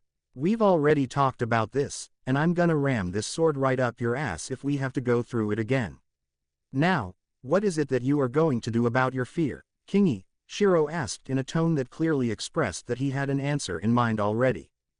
Unable to fully suppress the small smirk that formed on his lips, or the slight coloring of his eyes, Ichigo said, I'm going to make her tell me to my face. If she doesn't want me, she will have to look me in the eye and say so. I'm not giving up on my heart without a fight. Plus, the memory of sending that bastard that kissed her through a few walls is something I'd like the chance to relive. Chuckles could be heard from all present. This was their Ichigo. Giving up wasn't in his active vocabulary, nor was running away from a fight. Now that's more like it, Kensai grunted. He wasn't an overly emotional guy, but he always felt protective of his visored family, which included Ichigo. I don't know if it helps or not, but you look way better than that guy does. Anyways, Lisa said while idly looking at her manga, causing the group to laugh. She knew that Ichigo didn't take compliments well, and if anything would get his mind off of things, it would certainly be talking about his looks. Noticing Ichigo's slight blush and awkward rubbing of the back of his head, Mashiro piped up, Ichi's a pretty berry. Even more laughter came, as Ichigo's face exhibited every shade of red known to man. What made him smack his hand to his face, though, was Lisa's next comment. Without looking up, and speaking as if commenting on the weather, she said, "You have a much better body and butt, too." Seeing his face turn maroon, and his mouth gaping open, Shinji said, Cap, is there something you wanted to tell us? Are you trying to become a harem master?" Before Ichigo could get his mouth working, Lisa added, "Oh please, Shinji, you've seen him without his shirt on. That in itself is enough to probably challenge even your sexuality." Laughter rang out across the sandy expanse as the skin tone of Shinji's face soon joined Ichigo's. However, quickly recovering, the former captain smirked and said, "Ichigo only wishes he could be with someone this fine. Everyone knows that my heart belongs to my first love, Orihime Ou." His speech was cut off as Hiyori's sandal caught him in the temple, knocking him to the ground. All right, Ichigo sighed, exasperated. "Let's get moving. The Arrancar are clearly not coming to us." With most still chuckling, the group set off once again. XXXXXX. Soul Society, cave beneath Sokyoku Hill. 3 days earlier, pulling her face from the dirt, Yoruichi looked up at the fuming woman who rivaled her in beauty and grace. Her long, blood-red hair was tied into a ponytail similar to Yoruichi's as it reached her waist. Her skin complexion mirrored her wielder's, as well as her build, and her eyes were large red orbs that seemed to be able to pierce granite. "Hello Jurioku," Yoruichi groaned, shaking her head to clear it after the heavy impact. "This is going to be rough, indeed." The crimson-haired woman's face went completely blank for a moment, before a furious snarl took its place. Grabbing the long, purple ponytail of her wielder, Jurioku yanked Yoruichi's head towards her face said, "Hello, Yoruichi. Hello. Over a century I have begged you to come back to me, you ignored my desperate pleas, and the best you can come up with to greet me is, hello." Even though she knew that nothing she could say would even come close to expressing her guilt or regret, Yoruichi began to speak. "Look, I'm Jurioku, I'm." Roughly grabbing the dirt-covered, remorse-filled face in front of her, the Zanpakuto spirit brought their faces even closer and growled, "Not another word from you. Not a single word, Yoruichi Shihoin. You abandoned me, and left me to rot here for all these years. You have 109 years to answer for before you may even think to speak to me." The moment the crimson-haired woman finished, she lifted Yoruichi up by her hair and viciously kicked her in the abdomen, sending her crashing through the trees. 2 hours later, 109, Jurioku shouted, shifting her whole body into backhanding her wielder's face yet again, sending the violet-haired woman spinning to the ground. Taking a deep breath in through her nose, and forcefully exhaling through her mouth, the Zanpakuto spirit rolled her shoulders and neck. "Damn, you had that coming. I have to say, it feels good to fight something other than trees. Stand up, Yoruichi, now you may speak." Yoruichi struggled to roll onto her knees, as she was coughing up blood and cradling what felt to be a broken arm. Jurioku had been quite literal when she said she had 109 years to answer for. The violet-haired wielder had received that exact total of both brutal kicks and staggering hits in a pair of hours filled with intense physical pain, yet the emotional pain had turned out to be just as severe. Before every strike, the spirit had forced her wielder to meet her eyes and listen as she screamed in painful accusation. It had been another incredibly humbling experience for Yoruichi. The pain and longing in her blood-red eyes had been as tortuous to see as it had been looking into Ichigo's gaze. Speaking with gritted teeth and heavy breath, she looked up into the crimson eyes she had avoided for so long. "Damn, you haven't lost a step, have you?" Yoruichi muttered, getting to her feet. Testing her arm, she guessed that it wasn't actually broken, but severely bruised. Flipping her hair, Jurioku turned and raised a brow. "Tch, who do you think you're talking to? Of course I wouldn't lose a step. If you seriously thought that I would, then you are a far greater fool than I thought you were when I saw your memories." Yoruichi paused, eyes widening. So she's seen everything. Standing up straight, she slowly walked up to her Zanpakuto spirit until they were face to face, with little space between them. Meeting a pair of now suspicious ruby eyes, she wrapped her arms around the woman in front of her. Hugging her tightly, she couldn't keep the trembling emotion out of her voice when she roughly whispered, "I am so sorry, Jurioku.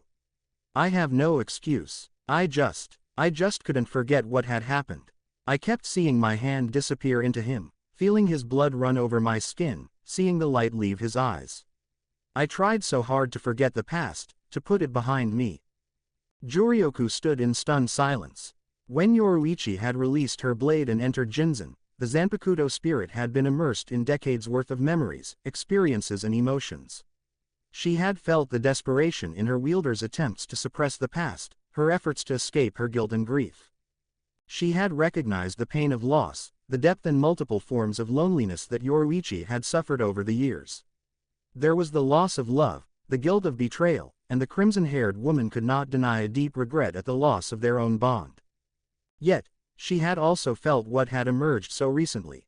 The sensations she had encountered when seeing her wielder's time with Ichigo were moving. Never, in her entire existence, had she known Yoruichi to feel such passion, such soul-shaking love. What she had felt for Noboru was no more than a simple crush compared to the all-encompassing love she clearly held for the orange-haired man. Yet, when the memory of that night came into her consciousness, when she saw the memory of Ichigo's heartbroken expression, her fury returned full force. Jurioku was torn. Part of her wanted to continue to rage at the violet-haired woman, to give her yet another round of punishment to vent her anger at the sheer idiocy of her actions. Yet, another part, a part that was growing stronger and stronger in her consciousness, drowning out her anger, understood what had happened, pitied Yoruichi's heartbreak and desperately yearned for her own reunion with her wielder. Sighing, the red-haired spirit returned the embrace. Stroking her hair, she answered, "I know you are. I know what you ran from, and I understand why you did what you did. I am still furious with you, and have not forgiven you for your betrayal of our bond, nor of Ichigo's trust. However," leaning back, she met Yoruichi's eyes, "you may start to earn my trust back." Eyes opening wide in surprise again, Jurioku was caught in another tight embrace. Her wielder was now sobbing as she held onto the spirit she had missed so dearly. Broken apologies poured out of the violet-haired woman. Apologies to her, to Ichigo, to everyone. Though she had missed their union dearly, herself, this new Yoruichi was somewhat foreign to her. Especially after seeing the memories of the last century, the tears, the doubt, and the sheer lack of confidence were beginning to frustrate the Zanpakuto spirit to a boiling point. Her wielder, her Yoruichi, had been the pinnacle of power, both physically and emotionally when they had last spoken. Jurioku had reveled in the pride that came from seeing the instant fear and respect shown to Yoruichi by all who knew her. Even the Saotaicho had seemed to respect her. Yet, now here she was, crying and blubbering about everything wrong in her life, when the old her would have put an immediate stop to the nonsense. She was still apologizing and lamenting about what all had happened. It had to stop, now. Her anger quickly resurfacing, she held her wielder at arm's length and snapped, as crying, "The only thing you can do now. Where is my wielder? You've never been a damsel in distress, so stop acting like one." Pushing away, the crimson-haired woman put her hands on her hips and waited for an answer. When none seemed to be on the way, she asked, "Well?" Wiping her eyes, Yoruichi looked up to the aggravated Zanpakuto spirit. "What do you want me to say, Ju? I hid from you for over a century after killing the man I was supposed to marry. Then I fall in love with my student, but shatter his heart when the man I thought was dead came back and I find out I'm still legally engaged to him. Then I kissed him in front of said student. To top it all off, Ichigo came into my bedroom to find me smelling like Noboru, and then found a mostly naked Noboru shouting at him to get out. To answer your question, I have no idea where the hell your wielder is." "I see," was the crimson-haired spirit's reply. While she wanted to enjoy the happy feeling that hearing her old nickname gave her, Jurioku knew exactly what she had to do to snap Yoruichi out of this. Having seen all of her memories, and felt her emotions, the way forward was clear. "Very well, Yoruichi, I will open your eyes and break you out of this daze.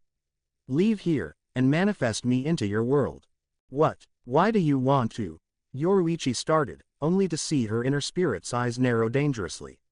Sighing, she simply closed her eyes and returned to the outer world. Summoning her Reiatsu, she channeled it outward until she felt a new presence next to her and heard a long sigh. "Ah, it's been too long since I've been out. I love my world, but it is definitely nice to get out and stretch my legs." Raising her brow and opening her eyes, Yoruichi stood up and faced her lazily stretching Zanpakuto spirit. So, exactly how are you planning on opening my eyes? Finally standing up to her full height, Jurioku tossed her hair as she looked her wielder in the eye. Raising her hand as a familiar silver substance turned her fingers into razor-sharp daggers, she evenly said, simple. I am going to kill Ichigo. Before Yoruichi could reply, the red-haired spirit disappeared toward the entrance of the cave. XXXXXX. Soul Society, present. Noboru was in an increasingly foul mood. It had been 3 days since the Visored squad had left for Hueco Mundo, and his entire plan had all but gone to hell in that time. What was worse, with everything that had happened, the dark-haired man knew that time was now firmly against him. The plan had been so simple. Separate Yoruichi from her current interest, drive him to the point of madness, and watch as he tore his own life apart. This would open the doors for his marriage to the Shihoin princess, which would in turn give him close to the highest status within Soul Society. Running his hand through his hair in agitation, he frowned at how nothing had been going to plan since he had kissed her. He shook his head as he still remembered the clouded look in Yoruichi's eyes as their lips had separated. It was obvious that she hadn't been consciously in the present, and that had started the avalanche of disappointment that he had experienced. After the hollow brat had taken the cheap shot and punched him through 6 walls, Noboru thought that he may have gone on a rampage, sealing his fate. He was incensed to know that the young captain had simply gone and sparred with Kenpachi, keeping his rage in check. Much later that day, after the kid had left for his mission, Noboru finally ran into Yoruichi, where the worst news of all had been delivered. She had looked in terrible shape as she was bloodied and bruised, yet her eyes had held more conviction than he had seen in over a century. Flashback. Yoruichi walked along the road toward the Shihoin mansion. Though clearly battered, she held her head high and walked with purpose. Finally sensing her Reiatsu, as he had been looking all day, Noboru shunpioed to where she was. Coming to a stop in front of her, he decided to try the concerned lover act, to try and capitalize on any vulnerabilities. Yoruichi. Kami, what happened to you, my love? Are you all right? Freezing on the spot, the violet-haired woman's eyes widened in shock before hardening in resolve. I am fine. I was talking with my Zanpakuto. It turns out that she had quite a bit to say, she said, slightly grimacing a moment later as if she had heard a loud noise. I see. It is good that you have reconnected with her. I had heard that you had hidden your blade for decades, but I am glad of your reunion, the raven-haired man said. Raising an eyebrow, Yoruichi neutrally replied, yes, I have made many mistakes, Noboru. I am doing what I can to atone for them. He knew he would have to be cautious with his next words. While he actually did think that she had ruined his life, he needed her to believe him as simply happy to be reunited for his plan to work. Shaking his head with a small smile, he said, that is not what I meant, Yoruichi. I simply wanted to convey that I am happy you have reunited with your Zanpakuto. I hold nothing against you, in the slightest. Our past may not be the happiest, but I am glad that we have the opportunity to correct that in our future together. Once we marry, Noboru, I am not marrying you, Yoruichi quietly said, interrupting his planned speech. Stopping mid-breath, the taller man could only say, what? Sighing deeply, Yoruichi ran her fingers through her hair as she met his eyes and said, I am truly sorry for everything that has happened in our past, Noboru. I am sorry for almost killing you, for leaving you, and for breaking every promise I had made to you. However, I am not in love with you anymore, and what I thought I felt the other night was simply a memory of what once was. I will always remember our time together, however, I am in love with Ichigo.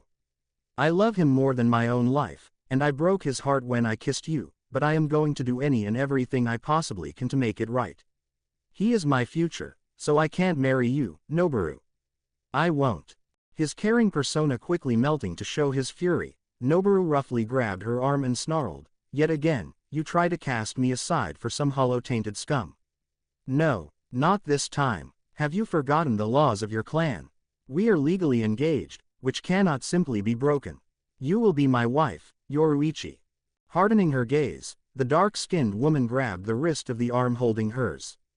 Twisting it violently, she snapped, don't you even think of touching me, ever again.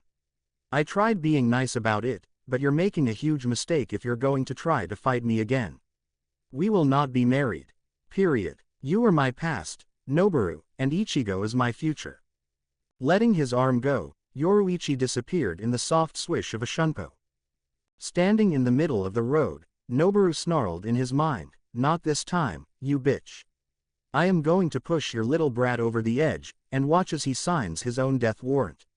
Then, at the end of it all, I will be the one to execute him myself. When I am done, you won't have any choice but to follow the laws." End flashback. This was the only positive that he had to take from this situation, the likelihood of the Kurosaki bastard's destruction. The web had been woven tightly, and the boy's orders made so specific, that all he had to do was take one wrong breath and his world would come crumbling down. There was no way that the filthy Arrancar would respond peacefully to a whole squadron of upper captain-class warriors showing up in Hueco Mundo. Yet, even with this likelihood, Noboru was still angry. This brat was interfering with plans over a century in the making. He was causing the Special Ops warrior to potentially lose everything he had strived for, again. No, the hollow-infested brat deserved something a bit more personalized. Something that would not only drive him over the edge, but break his heart and rip everything he loved from it. His friends, his clan, his human family, so many weaknesses, but how to make this work? The answer seemed heaven-sent, as a hell butterfly appeared at his shoulder. As he listened to Kato's voice in the message, a cruel smile came upon his lips. "Meet me behind Squad 5 barracks immediately following the Central 46 session tomorrow. Our contingency plan must be amended, and put in place as soon as possible. It needs something else, something more driving." Now smiling, as he had an idea of where Kato was going with this, Noboru began making his way. He had to stop by the Shihoin mansion first to try and salvage what he could of this situation, but he wasn't hopeful. "It doesn't matter. Once I've killed that little prick, she will have no choice but to marry me. I will have to make sure that Kato knows how special this needs to be." XXXXXX. Hueco Mundo, just outside of Las Noches. Shortly after the group had begun to walk again, massive waves of Reiatsu began pressing on the area. Looking around, they couldn't see the source until the static of several sonidos alerted them to a mass arrival. At the head of the group, Ichigo found himself facing a beautiful, blonde, scantily clad Arrancar with a massive white blade pointed directly at him. Around her, he noticed 3 more women, all armed and facing his team, as well as Grimmjow. The released, blue-haired Arrancar looked at Ichigo with a grin that screamed bloodlust. "Didn't really plan on seeing your ass here ever again, Kurosaki. Did you not get enough when you were here a couple years ago? I'll be more than happy to kill you, if that's what you came here looking for. Of course, now you've pissed off Haribel, so it's a little different. I got enough of you well before then, Grimmjow," Ichigo grunted in reply. He was cut off, however, as the blonde leader of the group spoke up. "Kurosaki Ichigo, what are you and this group doing here? Is this an act of aggression?" Holding his hands up in a placating manner, Ichigo said, "No, nothing like that. Actually, we came to ask you to, Pausing, Ichigo's, and soon everyone else's attention was drawn to a rapidly oncoming Reiatsu signature. Confusion was on the face of all present as the approaching signature was accompanied by a cloud of disturbed sand and a sound that was increasing at the same pace. Sigoitsigoitsigoitsigo. The words were spoken so fast that no one had time to recognize them until the trail of dusty sand being kicked up reached him. Watching from behind Ichigo, Shinji and the rest of the Vizards had their eyes on the Arrancar in front of them and their hands on the hilts of their Zanpakutos when they noticed the sound, pressure and sand get closer and closer until they heard a high-pitched voice screaming. "ITSYGOOOOOOOOO." When the cloud had gotten within a few feet of Ichigo, realization quickly dawned on him. "Ichigo, wait. This Reiatsu, could it be, oof." As the group heard the shrill sound peak, a small, green bundle exploded from the cloud of sand and into Ichigo's chest, knocking him back several meters and slamming him into the ground and causing his squad members to draw their blades in readiness. There was confusion within the group, though, as Shiro and Zangetsu simply stood there with amused expressions. However, Both the Vizards and Arrancar face faulted when the dust cleared and Ichigo was being hugged by a loudly crying Arrancar child who kept shouting, "Ichigo." After a moment, they watched as the child leaned back in Ichigo's arms and cried, "Nell found Ichigo." Nell looked everywhere for Ichigo, but Nell couldn't find him. "Where has Ichigo been? He left Nell here and didn't even say goodbye." Nell has been waiting with Grimmy, Apache, Sunny and Mila for Ichigo to come back for Nell. Nell missed Ichigo so much. At this, the child began wailing again and hugging the stunned captain. Finally getting his bearings back, Ichigo looked down to see a small hollow mask on top of the crying face of the tiny Arrancar. Unable to help himself, he chuckled as he lightly hugged her back. While completely unexpected, he couldn't help but find Nell's reappearance to be hugely comforting. "I missed you too, Nell."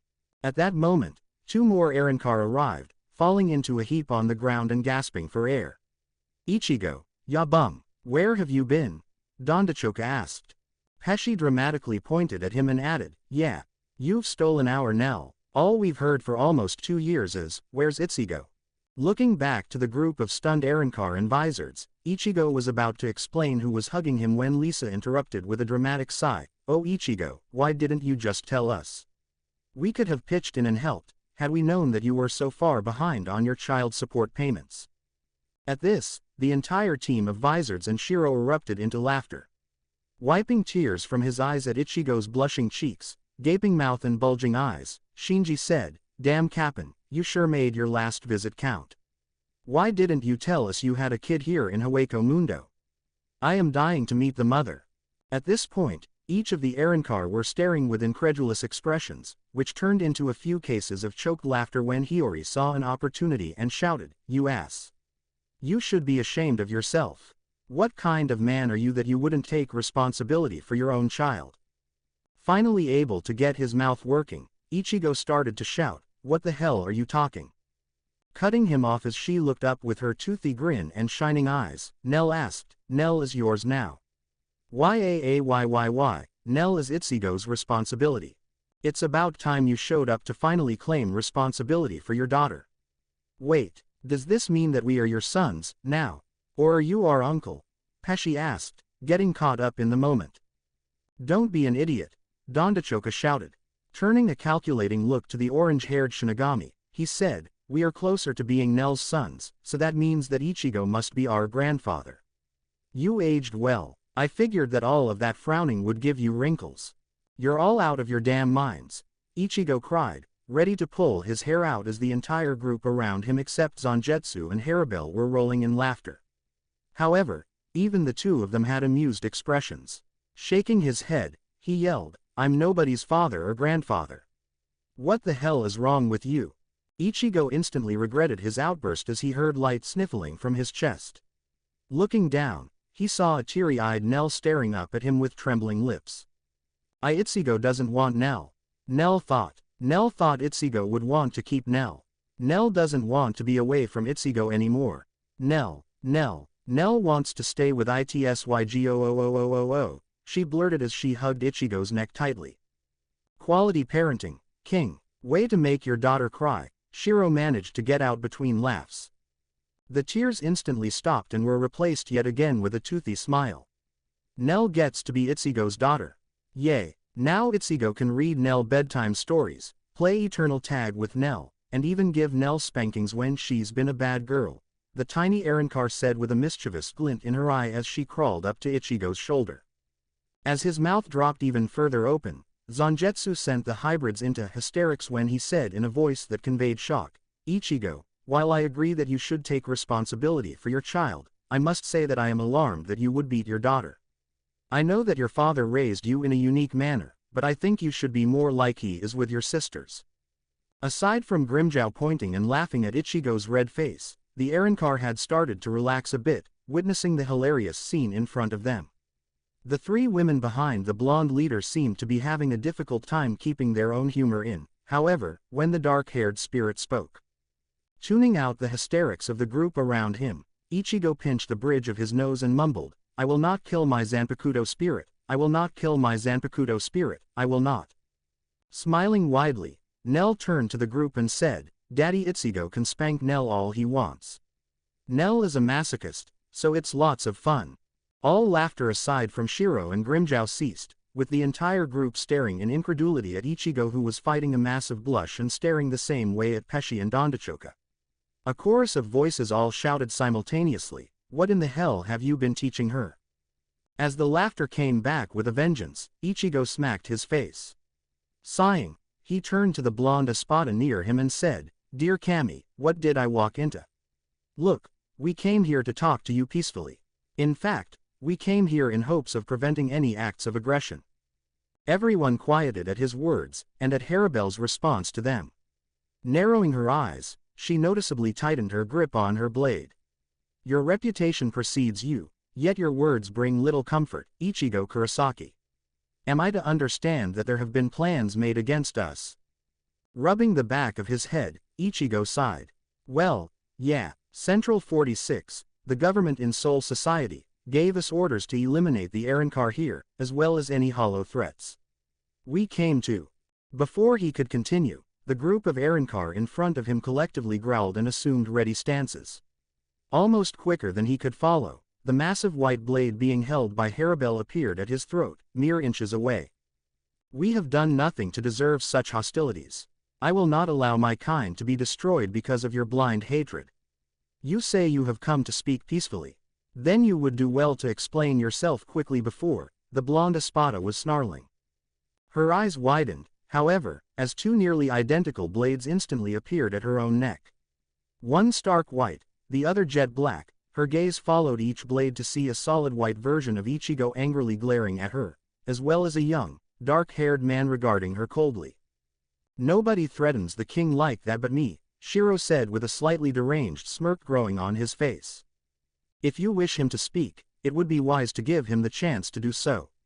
My wielder risks much by even contacting you, and I will not allow his risks and sacrifices to be so easily disregarded." After a moment of tense silence, Shinji spoke up, Hey, how about we all just take it down a notch? You actually probably want to hear what he has to say." Looking from Ichigo's face, to the white version, to the dark-haired man as well, Harabelle slowly exhaled, withdrew her blade, and said, "Very well. I apologize for the intensity of my reaction, but your words have made me very concerned.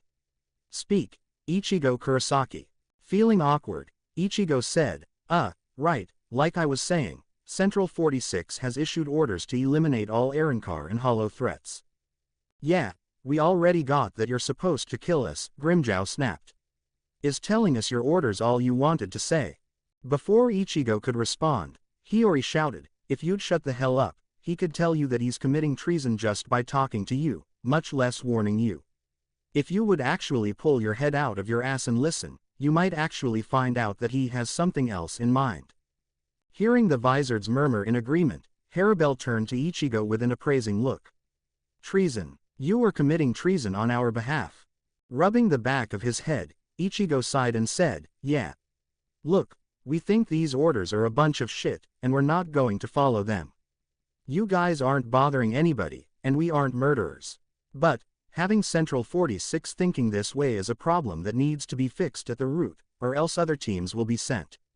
I must say, I agree with you. While I appreciate your stance on the issue, what exactly are you proposing to solve this dilemma?" the blonde Arrancar asked. "Well, what we really want to do is to take some of you with us as a representative envoy. Unfortunately, our government is the type that has to have the truth pretty much shoved in their faces before they'll ever change." "Seriously?" Grimjow asked with an incredulous expression. "You want to take us to go and meet the people that ordered you to kill all of us, and you expect it to go smoothly? Great, just great. Hey, while we're at it, let's go ahead and bring Aizen back so he can teach us all to be honest, loyal, pacifists." Rolling his eyes, Ichigo snorted, "Of course I don't expect things to go smoothly, jackass. Things will be tense, but anyone who comes would be under my protection." "Not that we doubt your power, but what exactly does that mean?" Harabelle asked, looking skeptical. "Are you not subject to your government and its laws?" Her face changed into a mask of confusion as it seemed that it was her question that suddenly caused a round of laughter throughout the Vizards. In answer to the Arrancar leader's obvious confusion, Shinji stopped laughing to say, Sorry, but Ichigo isn't exactly known for following orders or laws. As he told a brief story of Ichigo's exploits in direct contravention to orders, the Arrancar group couldn't help but look on in astonishment. Damn, you really don't listen to anybody, do you? Grimmjow asked. Well, Ichigo began. Look, I'm going to do what's right. Period. If that means I have to break some stupid law or ignore an idiotic order, then that's what's going to happen. If you're under my protection, that means that I will have to be dead before something will happen to you. I don't care if I have to take on the whole of Soul Society again, I will make sure you're safe. Harabelle stared at him for a long moment as both groups fell silent. Eventually, she blinked, and said, I need to speak with the others. We will be back in a moment. With that, she and the rest of the Arrancar disappeared, appearing again far off in the distance, nearer to Las Noches. This is better than an immediate no, Shinji said, causing mutterings of agreement from the others. Nodding, Ichigo said, hopefully this will work. I am tired of stressing over those OOMF. He was cut off as two tiny hands pressed over his mouth. With wide eyes, Nell exclaimed, Ichigo has a dirty mouth. Someone has been teaching Nell's Ichigo bad words. Ignoring the laughter of the group, Nell continued to look into Ichigo's gaze. Moving her hands from his mouth to his cheeks, she asked, why does Ichigo look so sad? Nell has seen Ichigo smile, Nell has seen Ichigo mad, but Nell has never seen Ichigo look sad. What's wrong with Ichigo? His own eyes widening, Ichigo was stunned. He found it so easy to forget that behind her childlike behavior and appearance was someone who had been the Tercera Espada. Rubbing her head, he smiled weakly and said, I've just been a little stressed lately, Nell. I'm a lot better now that you're here. He thought he was in the clear, as Nell started smiling widely. However, she turned around on his shoulder and asked the Vizards, why is Daddy Ichigo sad? Did someone hurt Ichigo's feelings? Seeing the questioning looks on their faces, Ichigo huffed in annoyance and said, whatever, you might as well tell her. Shiro laughed as he said, King, you are such a pushover. That girl could ask you to dye your hair pink and you'd say yes. Before the Vizards could get any ideas, Ichigo said, the first one to say something has to spar with Shiro without your Zanpakuto. The innocent whistling that started immediately after made him laugh. Who is that, Ichigo? Nell asked, looking at his hollow spirit. He looks like Ichigo does. Leaping off of Ichigo's shoulder, she landed in Shiro's arms before crawling up his body. What the foo? MMMPH, he started before two tiny hands again covered up the foul language. White Ichigo has a bad mouth too. While the group fell into hysterics at how Shiro was just as easily cowed as Ichigo, Nell again asked, why is Daddy Ichigo sad? Her words instantly sobering the group, Shinji answered, Ichigo had his heart broken. He has a girlfriend in Soul Society who kissed another man and made him sad. Turning around with wide eyes, Nell leapt back into Ichigo's arms and hugged him tightly. Nell has a mommy. Nell wants to meet mommy and make sure she apologizes to Daddy Ichigo. Don't worry, Ichigo always has Nell. The Vizards couldn't help but chuckle at the scene. Ichigo, the most powerful known being in existence, became a complete sucker when it came to this little girl, and it seemed that his inner hollow was no different. Thank you, Nell, Ichigo said with a chuckle. The little Arrancar had always found a way to avoid his barriers. No matter how he felt, Nell always made him feel better. The moment was ended as the sound of multiple sonidos alerted the group to the return of the rest of the Arrancar. Turning to face them, Cheer broke the silence by saying, Ichigo Kurosaki, we will send an envoy to Soul Society, however we must discuss terms. XXXXXX. Soul Society, Shihoin Mansion. Rukia Kuchiki was feeling much more confident in her mission as she left the Shiba house. She never knew what to call Kukaku's creations, but house seemed to cover it best.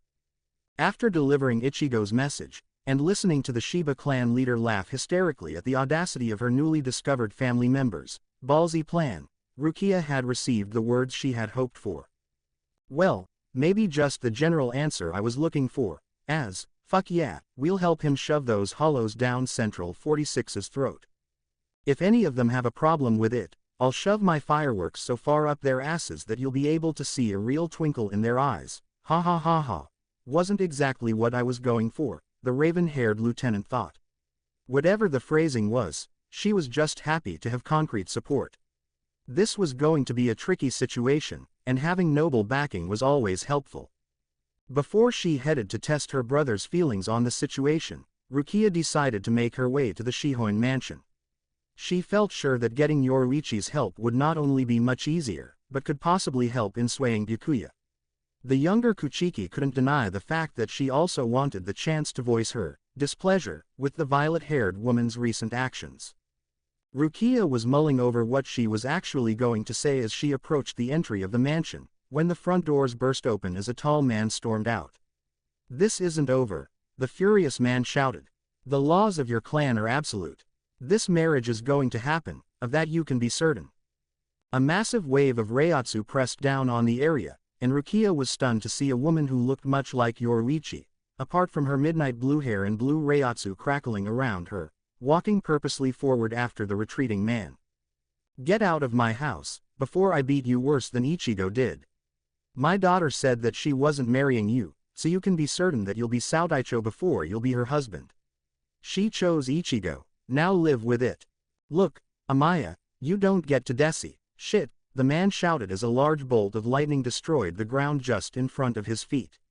Turning, he quickly shunned Piotr away, leaving a glaring woman in his wake. "Don't get to decide, my ass. I can still light you up enough to power a city in the world of the living," the woman scoffed as the dust settled around her, revealing a suit much like Yoruichi wore when fighting. Quickly looking over to where Rukia was standing and staring in awe, the woman called Amaya snapped, "What do you want?" "Oh, hello Rukia," she said, her anger dissipating and a slightly sheepish look coming onto her face. "I see that you're surprised. Well, where do you think Yoruichi got it from?" Closing her mouth, Rukia could only chuckle at the woman in front of her. This was part of the reason she had looked up to Yoruichi. The Shihoin women were badass, as Ichigo would say. "Amaya-sama, I have come to speak with Yoruichi about a delicate issue." "Is she here?" "Of course, dear, follow me. She is in our training area out back, but I am sure she will be able to speak with you." As the two women walked closer and closer to the back doors, Rukia began to hear the sounds of shouting and crashing. Once out on the back patio, the pair was greeted with the sight of one purple-haired and one crimson-haired woman flashing in and out of existence, each occasionally slamming the other into the ground and other fixtures around them. "Yoruichi, you have someone here to speak to you," the Shihoin matriarch shouted. The sounds of battle quickly stopped, and the two women who had been flashing about appeared in front of Rukia and Amaya. Well, Yoruichi, it seems that you have pissed quite a few people off. Look at her eyes, she wants to kick your ass, as well. I will give you this, when you screw up, you make sure to do it in the most grandiose manner possible," the crimson-haired woman, who seemed to be a redhead version of Yoruichi, said with an amused expression. Sighing, Yoruichi wiped the sweat and blood from her face and asked, "Is that why you're here, Rukia? To take me on?" Before the younger Shinigami could respond, the red-haired version winked slyly before she exclaimed, "So this is Rukia.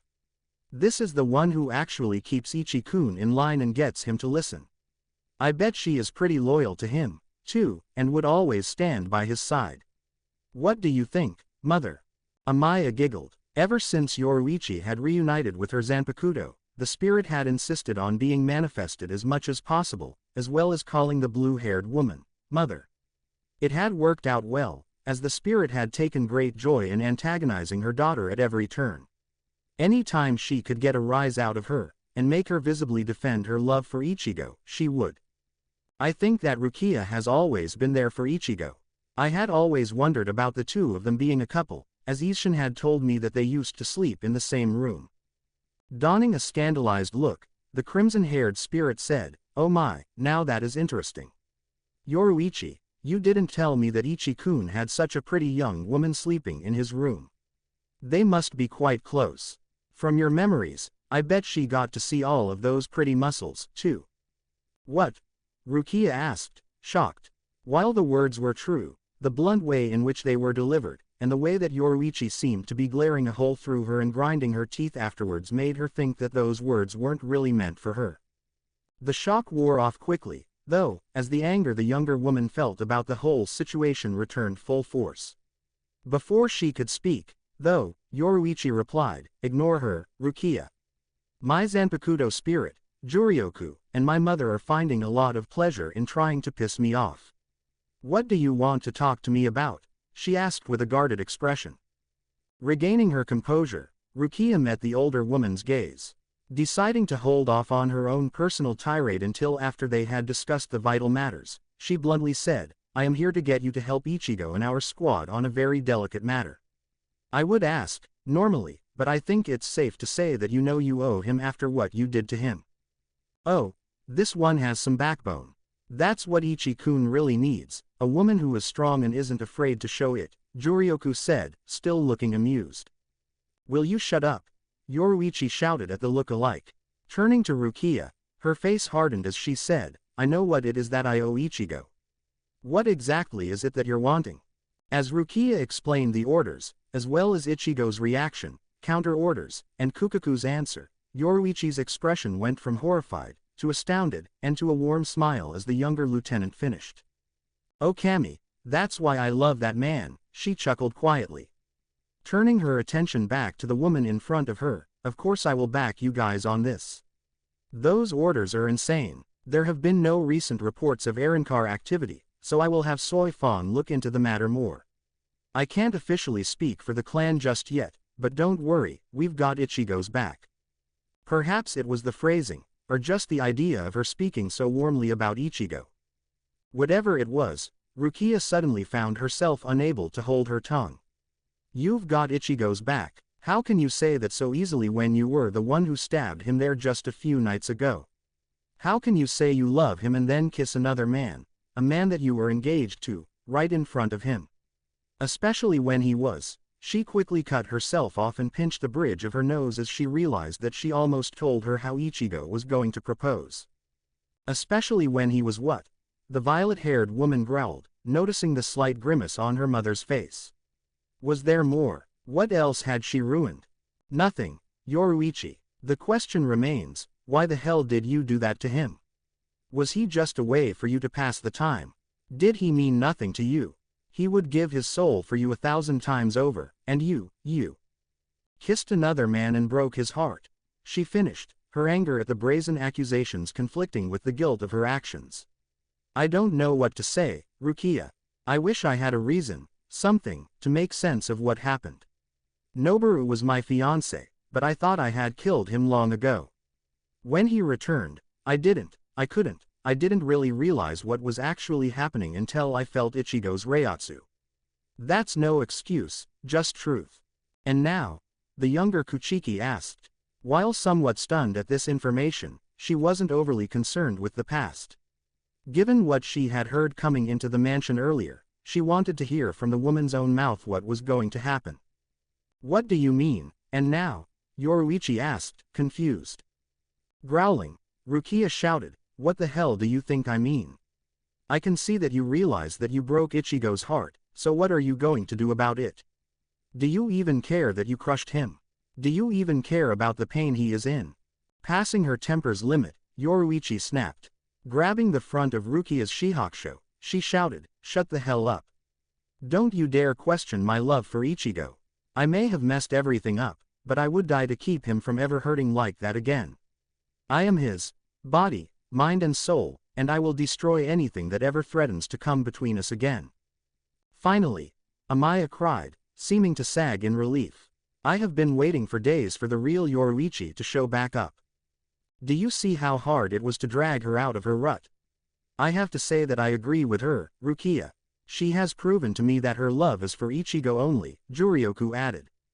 Flashback. Raising her brow and opening her eyes, Yoruichi stood up and faced her lazily stretching Zanpakuto spirit.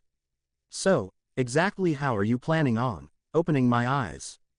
Finally standing up to her full height, Jurioku tossed her hair as she looked her wielder in the eye. Raising her hand as a familiar silver substance turned her fingers into razor-sharp daggers, she evenly said, "Simple. I am going to kill Ichigo." Before Yoruichi could reply, the red-haired spirit disappeared toward the entrance of the cave. "Wait. What? Kill Ichigo? No, no, no." Flashing after her Zanpakuto spirit, Yoruichi caught up to her just as she was nearing the entrance. Forcing her Reiatsu as high as she could, she launched herself at the crimson-haired spirit. You aren't going to touch a hair on his head. As the two came to a stop on the ground, Jurioku raised up and kicked her wielder in the abdomen, forcing her back. What do you think you are doing? It is obvious to everyone that you chose Noboru over Ichigo, so I am going to end both his and your misery. What the hell are you talking about? I didn't choose. She trailed off as everything that had happened since that horrible night suddenly came into excruciatingly sharp focus. Not once, in all of her explanations, had she told Ichigo that she loved him. Not once did she give him any reason to believe that she hadn't chosen Noboru over him, or that she still wanted to be with him. Even when he had come by the next morning, she could only apologize before Ichigo had smelled his haori and Noboru had shown up in nothing but a towel. Do you see, now? You have made it clear to him that he is not your choice, yet you still let the guilt and pain tear you apart. My solution is simple. Once I stop his heart, I stop the pain. You don't have to feel guilty for leading him on for so long, and he doesn't have to watch you marry another man. What I am doing is far kinder to him than to force him to watch you simply move past him. Yoruichi growled. This had gone too far. While her faults and mistakes were in plain view, so was her way forward. Ichigo, he was everything. Noboru was a part of a life that no longer existed, and she refused to live in that world a second longer. No matter what had happened, or her guilt about it, Ichigo was her future. His smile, his heart, his warm embrace, his voice as he told her he loved her. I am not marrying Noboru, she said, coming to her feet. Of course you are, Jurioku scoffed. It's too late for anything else, Yoruichi. You've already crushed Ichigo's heart, and you are legally engaged to Noboru, so now you don't have to pretend anymore with Ichigo. Sure, going by your memories, the sex was great, but let's face it, he was just a distraction for you. Now you can get married and make the clan happy. Ichigo has to die now. While he meant nothing to you, I cannot let him simply suffer after you threw him away. It's a kindness. Yoruichi's eyes went wide before narrowing into slits. In a deadly whisper, she asked, What did you just say? The crimson-haired spirit's reply came as a low chuckle. Now, Yoruichi, no need for theatrics. Why are you getting upset? You get what you want. You get rid of your toy, and can proceed without any distractions. The clan would never have accepted him. Jurioku was cut off as Yoruichi again launched herself forward, this time with a loud yell. Shut up, he was not a distraction. Tackling her Zanpakuto spirit to the ground, Yoruichi punched her in the face, shouting, Ichigo is not a toy. He is not a distraction. Picking the woman up, Yoruichi launched a vicious kick that sent her flying back into the training grounds. Getting to her feet, Jurioku wiped the blood from her lip with her silver hand as she cruelly smiled and said, I see you're in denial about this too. Don't worry, I will beat you down again and then bring you Ichigo's corpse. Releasing her Shikai, Yoruichi flashed forward, unleashing a furious barrage of kicks and punches at the evilly grinning spirit. After catching her with a nasty kick to the chest that sent her crashing into a wall, Yoruichi pinned her Zanpakuto spirit against the wall and snarled, You will not touch my Ichigo. Ichigo is everything to me, and if you ever try to harm him I will destroy you. You have no resolve. If you can let yourself be caught off guard like you were, he obviously meant nothing to you. Face it, Yoruichi, he is going to die, and it is all your fault. There is nothing you can do to stop it. Stepping back, Yoruichi raised her Reiatsu as high as she could and looked her Zanpakuto spirit in the eyes as she said, Wanna bet? Bankai. End flashback. Releasing Rukia, Yoruichi stepped back and said, Sorry, Rukia. Ichigo is everything to me. Yeah, I know I didn't show it before, but I will be damned if he ever has a reason to doubt my love for him again. You wanted to know what I am going to do about it. If he takes me back, I am going to spend the rest of my existence proving to him that he is my soulmate. And do I ever hope that he does take you back, Jurioku added with a grin that was slightly predatory. That will be one sweet reunion. Looking up in confusion, Rukia could only ask, What does that mean? Oh, just that Ichi-kun and I have been so slighted, that recompense is in order. Noticing Yoruichi's face turn to look like she had just eaten something sour, Amaya asked, "And what exactly did you have in mind for recompense, Jurioku?" With the grin becoming even wider, the crimson-haired spirit placed her hand on her chest and said, "Well, since poor Ichi-kun had to watch Yoruichi kiss another man, it seems only fair that he get a nice kiss as well. Being the kind spirit that I am, I have of course offered to provide this kiss for him." "More like you wouldn't take back your threat to kill him until I agreed," Yoruichi grumbled as Amaya giggled. Even Rukia had to smile at the pair. Tossing her hair, the spirit sniffed, "You should have thought of that before kissing someone else. Having to watch all of your memories of that delicious strawberry, I think it's only fair that I get a taste, too. Maybe if I really impress him, he'll want a little more, and I can show him what a real woman can do." Palming her face, Rukia groaned. Ichigo was like a brother to her, and hearing these two talk about him like that made her shudder. Still, hearing Yoruichi's declaration made her much happier. Though it would clearly take work, she was glad to see that Ichigo would have the chance to make his heart whole again. "So I can count on your help, then?" "Yes," Yoruichi said, glad for a change of subject. "I will make sure that Ichigo has the backing of the clan. Soy Fawn and I will be investigating these orders, as well. Something doesn't feel right about them." "Good. Okay. Well, I am off to try and see what Nisama thinks about this," Rukia responded as she turned to leave.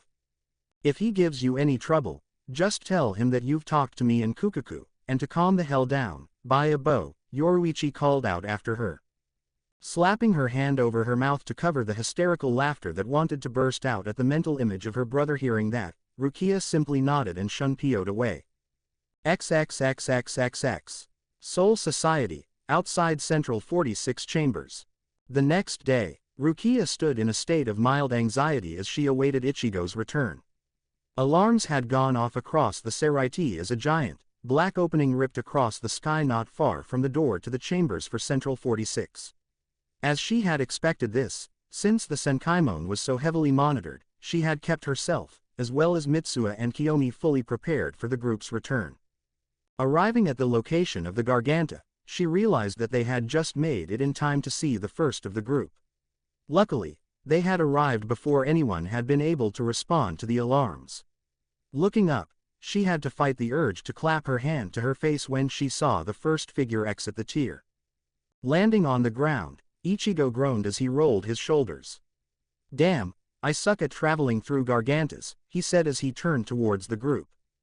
"We know," Love said as he patted Ichigo's back. The group chuckled at the orange-haired captain's sudden sweat drop at the agreement. "Ha ha ha, they know how much of a spiritual klutz you are," Shiro laughed within his mind. As there was a group of Arankar, Ichigo had decided to return his inner spirits to their world until the matter was settled. "Welcome back, Kurosaki Taiko," Rukia said as she led Kiyomi and Mitsuha up to the group. "You chose to make a splash, nay, I take it, from the company you brought, that your mission has been successful thus far." "Thanks, Rukia. Yeah, so far, so good. I chose here, so that we could get in to see them before anybody else had a chance to interfere. What about you? Any luck in your own mission?" Ichigo asked, looking intently into his lieutenant's gaze. Though they had to speak in a guarded fashion out in public, he couldn't wait to get the news as to whether they had any support here or not. He felt a massive wave of relief as she nodded in affirmation. "Hi." Kukaku was enthusiastic, to say the least. "I will relay her specific words later." Nisama was agreeable, as well. "He wanted me to tell you that even though he supports you, you are to remember yourself, no matter the situation. I also spoke with." Rukia suddenly paused, looking at the ground. "You also spoke with," Ichigo prompted, curious as to the sudden embarrassed look on his friend's face. Choosing her words carefully, Rukia met Ichigo's gaze and said, "The Shihoin clan is behind you, as well as those close to it." Ichigo froze as realization dawned on him. Yoruichi and Soy Fawn. What does that, does she? Pinching the bridge of his nose to try and distract himself from the barrage of questions attacking him, Ichigo looked up and said, "Good work, Lieutenant Kuchiki. I knew I was right to trust you with this." Turning to the group behind him, he said, "You've met the rest of the team, but I want you all to meet my lieutenant, Rukia, my third seat, Kiyomi, and my fourth seat Mitsuha. Redirecting the attention, he motioned to the errand car. Guys, this is the errand car envoy. Grimjow, Sung Sun, Mila Rose, Pesci and Dondachoka. He tried to cover up his jump when a loud voice cried beside his ear, and don't forget Nell. Yeah, Gramps, you just got back and you're already trying to forget your own daughter, Pesci exclaimed, drawing incredulous looks from everyone present. Gramps, daughter, is there something we should know, Ichigo? Rukia asked, her shock breaking through her sense of propriety in front of the squad. Slapping his hand over his face, Ichigo slowly dragged it down as he muttered, son of a bit, MMPH. Daddy Ichigo says too many bad words, Nell cried as she again slapped her hands over his mouth. Even with the tension of the situation, laughter erupted all around at the scene unfolding. Their nearly invincible captain was being shushed by an adorable errand car child that was calling him, Daddy. Okay, Nell, I will try to tone it down some. Does that sound good to you? Ichigo said when she removed her hands, chuckling as he patted her head. Yup, she chirped, smiling again. Addressing the whole group that had assembled, Ichigo said, all right everyone, it's time to talk to Central 46.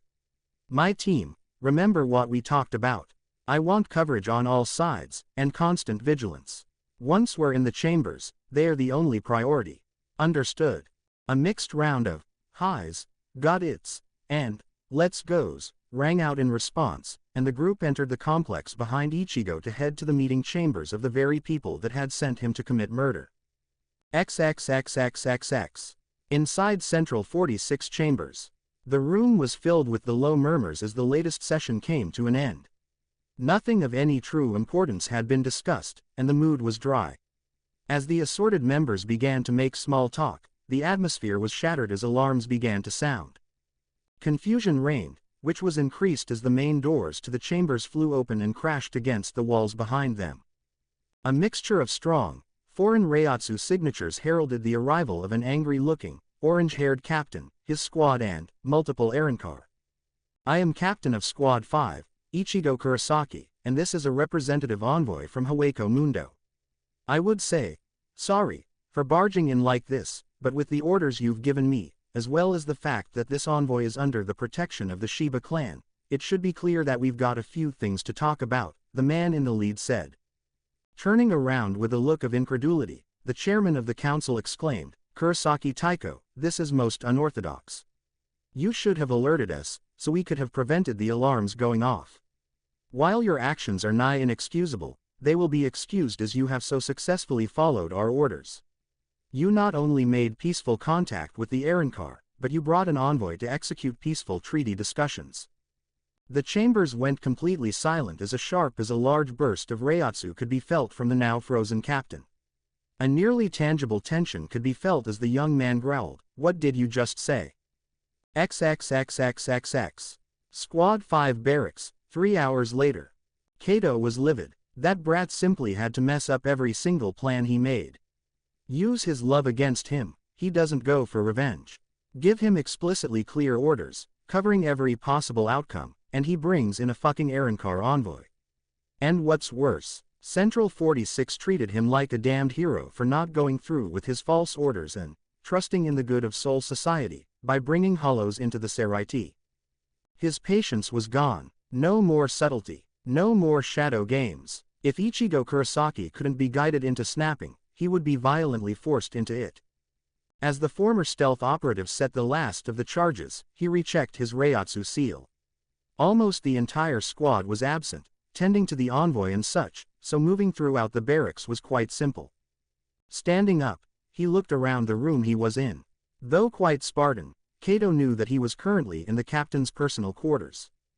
Curling his lip in disdain, he was about to go make sure his operatives were in position to set off the charges when he noticed a small box on the lone table in the room. Picking it up, his eyes widened as he noticed the contents within, and his look of disdain was replaced by a sinister smile. Pocketing the box, he quietly left the room. As he shunpioed out to check on his operatives, as well as meet Noboru behind the barracks, he couldn't help but imagine the face on the young captain's face once he saw what was about to be unleashed. I'd like to see you act noble after this, you brat. XXXXXX. Outside of Central 46 Chambers. Ichigo's mind was a maelstrom of conflicting thoughts and feelings. He was incredibly relieved that not only was the Arrancar envoy safe from Central 46's interference, but that it was celebrated. He had been treated as Soul Society's poster boy for realizing that the orders could not have been real, and trusting in the goodwill of Soul Society. Yet, that relief was in conflict with extreme rage at the fact that his orders had clearly been false. Someone had planted fake orders in an attempt to get him to commit genocide. He had nearly lost it in the chambers, but decided to enlist Soi Fan's help in investigating the false orders. Ichigo was also feeling incredibly wary. Someone was pushing him. Someone was pushing him hard. He couldn't shake the trepidation he was feeling. A gnawing, distracting tickle in the back of his mind that warned, something bad is going to happen, soon. All of these feelings, in tandem with the stresses he had already been facing, and Ichigo found his mind incredibly strained as he led the Arrancar, Kensai and Mashiro toward Kukaku's house. It had been decided that the safest place for them, even with the acceptance of Central 46, was at the Shiba household.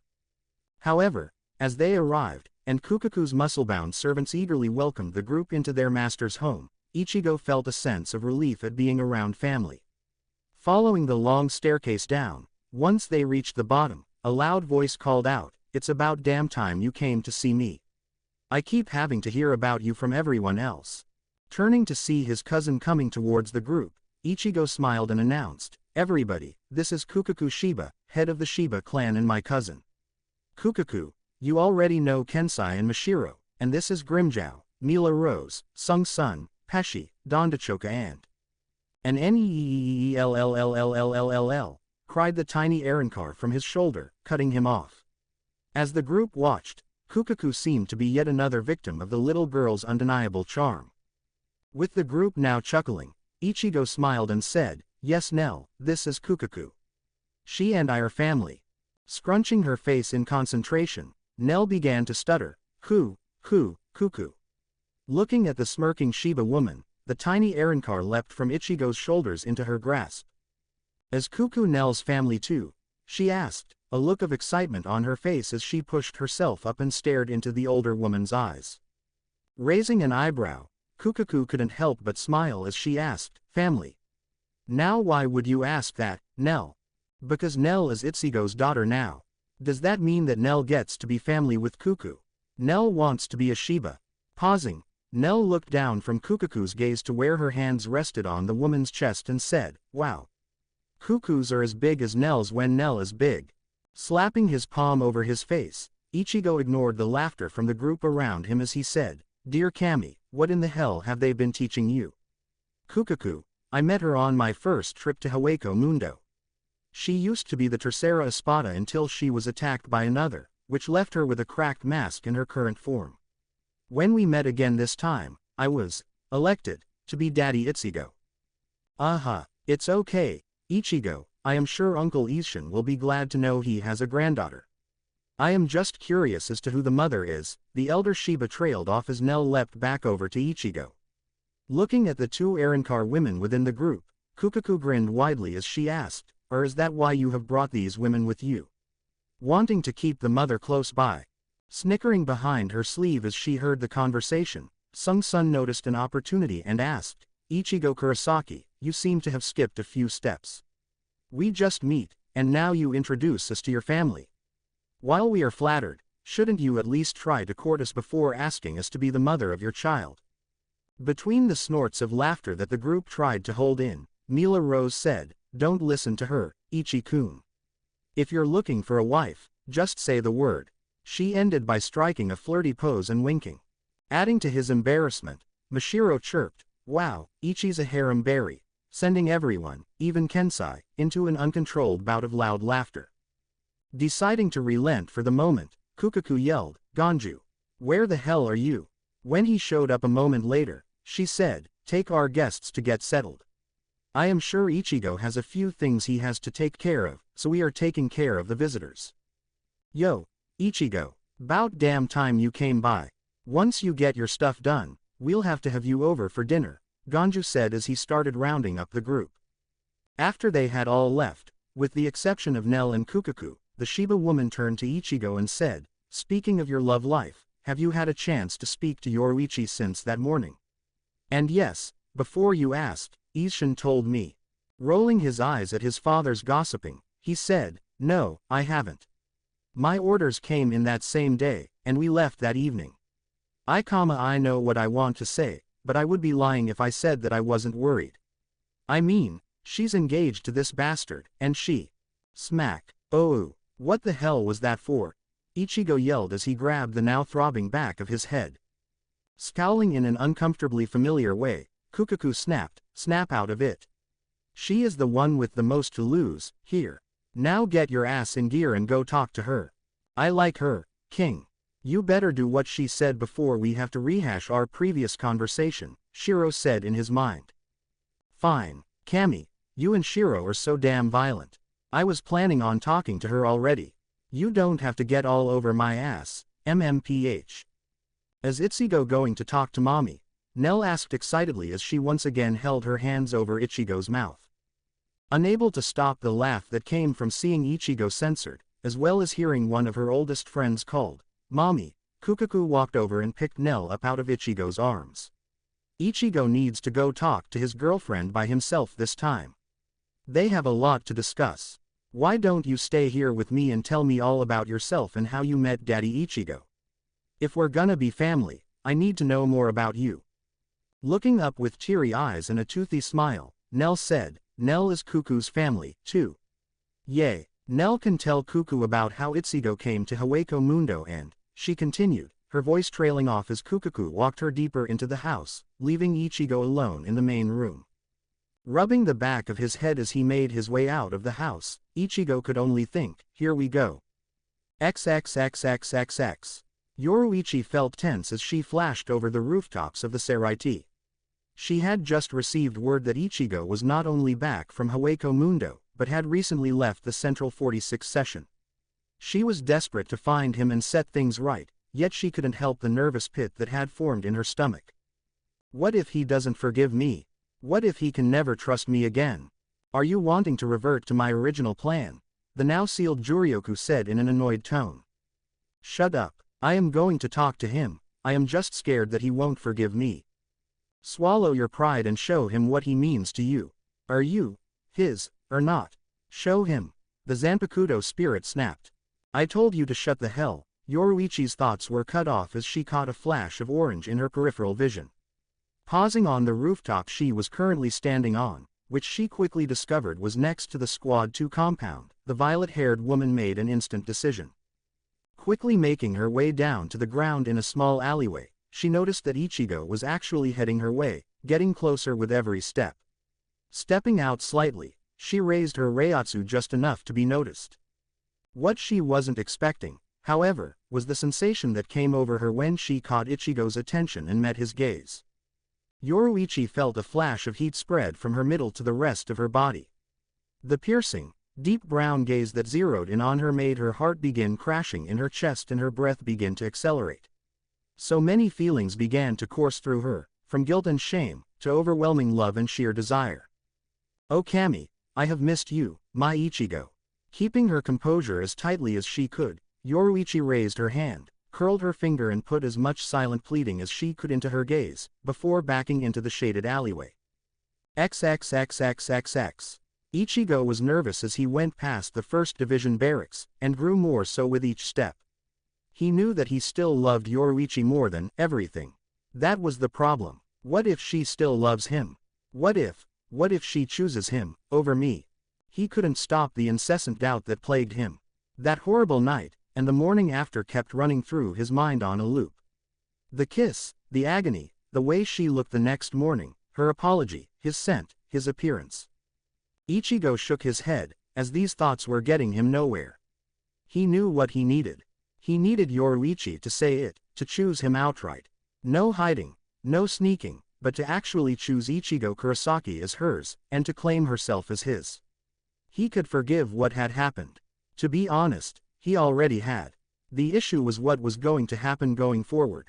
Frustration gripped him as he tried to focus on finding her. Why did it have to be like this? What am I to her? His thoughts were interrupted as he felt an incredibly familiar pulse of Reiatsu close by. Very close. Looking up, he met the golden stare he had dreamed of for more nights than he could remember. Standing not 10 feet away was Yoruichi, the love of his existence. Though he hadn't really thought of what to expect when he saw her, the clenching muscles in his belly, as well as his accelerated heartbeat, were instant reactions to her presence. The look in her eyes as she kept his gaze made his blood race, and he couldn't help but obey as he saw her slowly crook her finger and seemingly melt back into the alleyway behind her. The moment he stepped into the alley, he felt hands roughly grab the front of his Haori and drag him further into the shaded lane. Before he could say anything or get his bearings, he was pulled down into a fierce kiss. The moment their lips touched, Ichigo felt every ounce of resolve crumble. Dear Kami, how he had missed her. The warmth of her skin, her scent, the taste of her kiss, all of it was intoxicating, and served to weave a powerful spell over his senses. The kiss deepened, and Ichigo found himself gripping her waist as he pushed her against the nearest wall. After a moment, when the two had separated for air, Yoruichi slowly reached a hand up to his cheek and said, Ichigo, Kami, I have missed you so much. I am so sorry, my Ichigo. I ruined everything, and I am so sorry that I didn't show you how much I love you. Please, don't say anything yet, just be with me for the moment, please. His eyes widened as he saw tears now trickling down her cheeks. Yoruichi, he began, only to be cut off by another attempt at a kiss. Again, when their lips met, his will crumbled. The sensation was nearly impossible to describe, as it felt as if it were somehow mending a part of him that had been broken since he had seen her kissing. Wait, no, damn it, snap out of it. She has to say it. Just be with me for the moment. What does that mean? No, no, no. She has to choose. Roughly breaking the kiss, Ichigo slammed his fist into the wall beside her and gasped for air. After a moment, he met Yoruichi's teary eyes and snapped, No.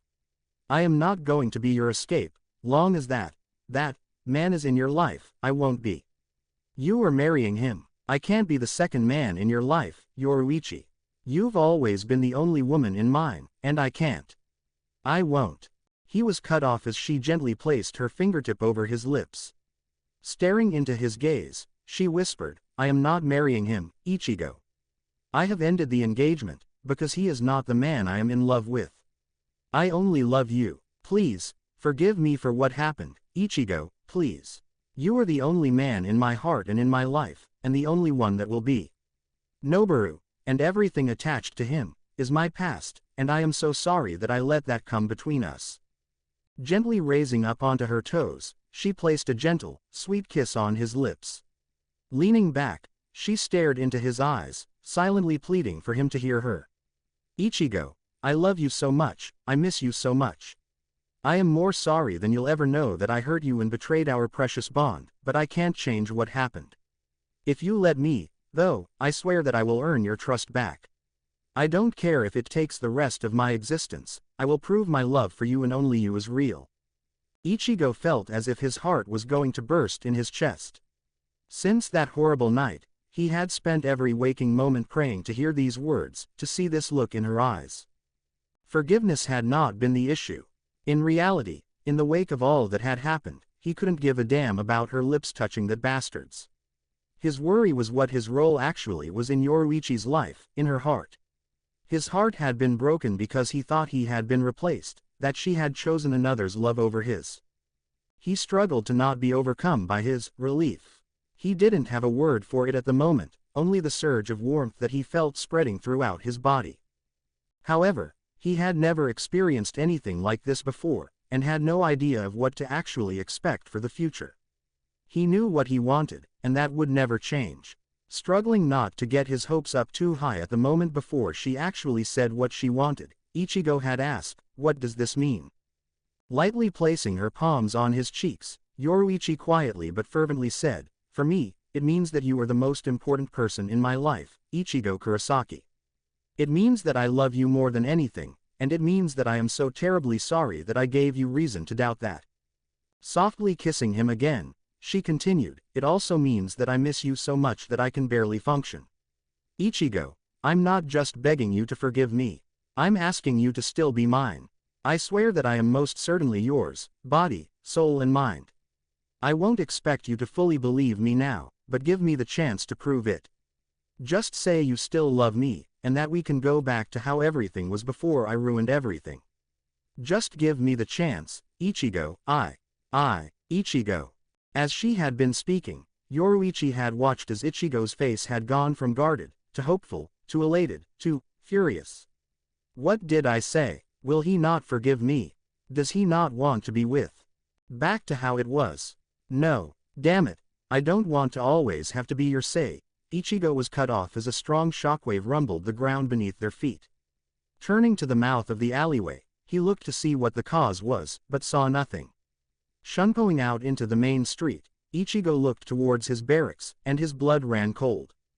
What? He doesn't want to have to always be my what? Yoruichi screamed in her mind. She was desperate to know what he was going to say. If there was some obstacle preventing Ichigo from being with her, she wanted to know so she could tear it down. Forcing herself to acknowledge the disturbance she felt, she followed Ichigo to the street, looking up to see a large plume of smoke rising from where Squad 5's barracks were. Seeing Ichigo staring in shock, she quickly made her way to where he was. The moment she arrived at his side, he disappeared in another shunpo towards his squad's compound. As she began to follow him past squads 3 and 4, Yoruichi paused as she felt the slightest of sparks of Reiatsu moving in the opposite direction not far from her. Suspicions rising, training and instinct took over her and she leapt to the rooftop of the nearest building. Feeling the spiritual energy signature pause, she maneuvered herself into a position where she could see what appeared to be a small courtyard of sorts undetected. As she watched, 2 tall figures clad in black appeared. Following a quick analysis, Yoruichi figured that they were both male, and likely either current or former Onmitsukido. Though she was not close enough to hear what was said, one figure quickly handed a small something to the other.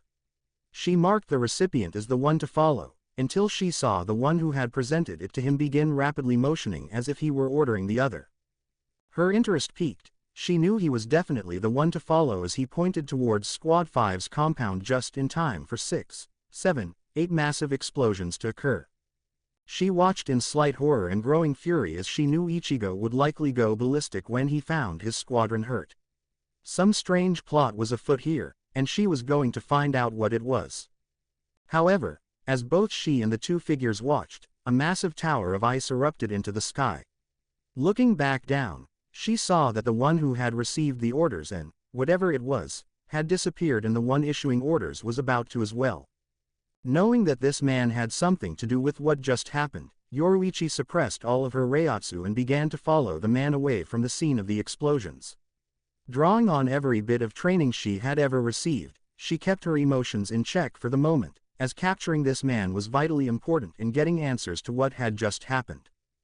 Thinking back to some of her darker operations as head of the Onmitsukido, the violet-haired flash goddess quickly made peace with the fact that this man, whomever he was going to talk to her by any means necessary. Should he try to remain silent? Well, she was prepared for that, too. XXXXXX.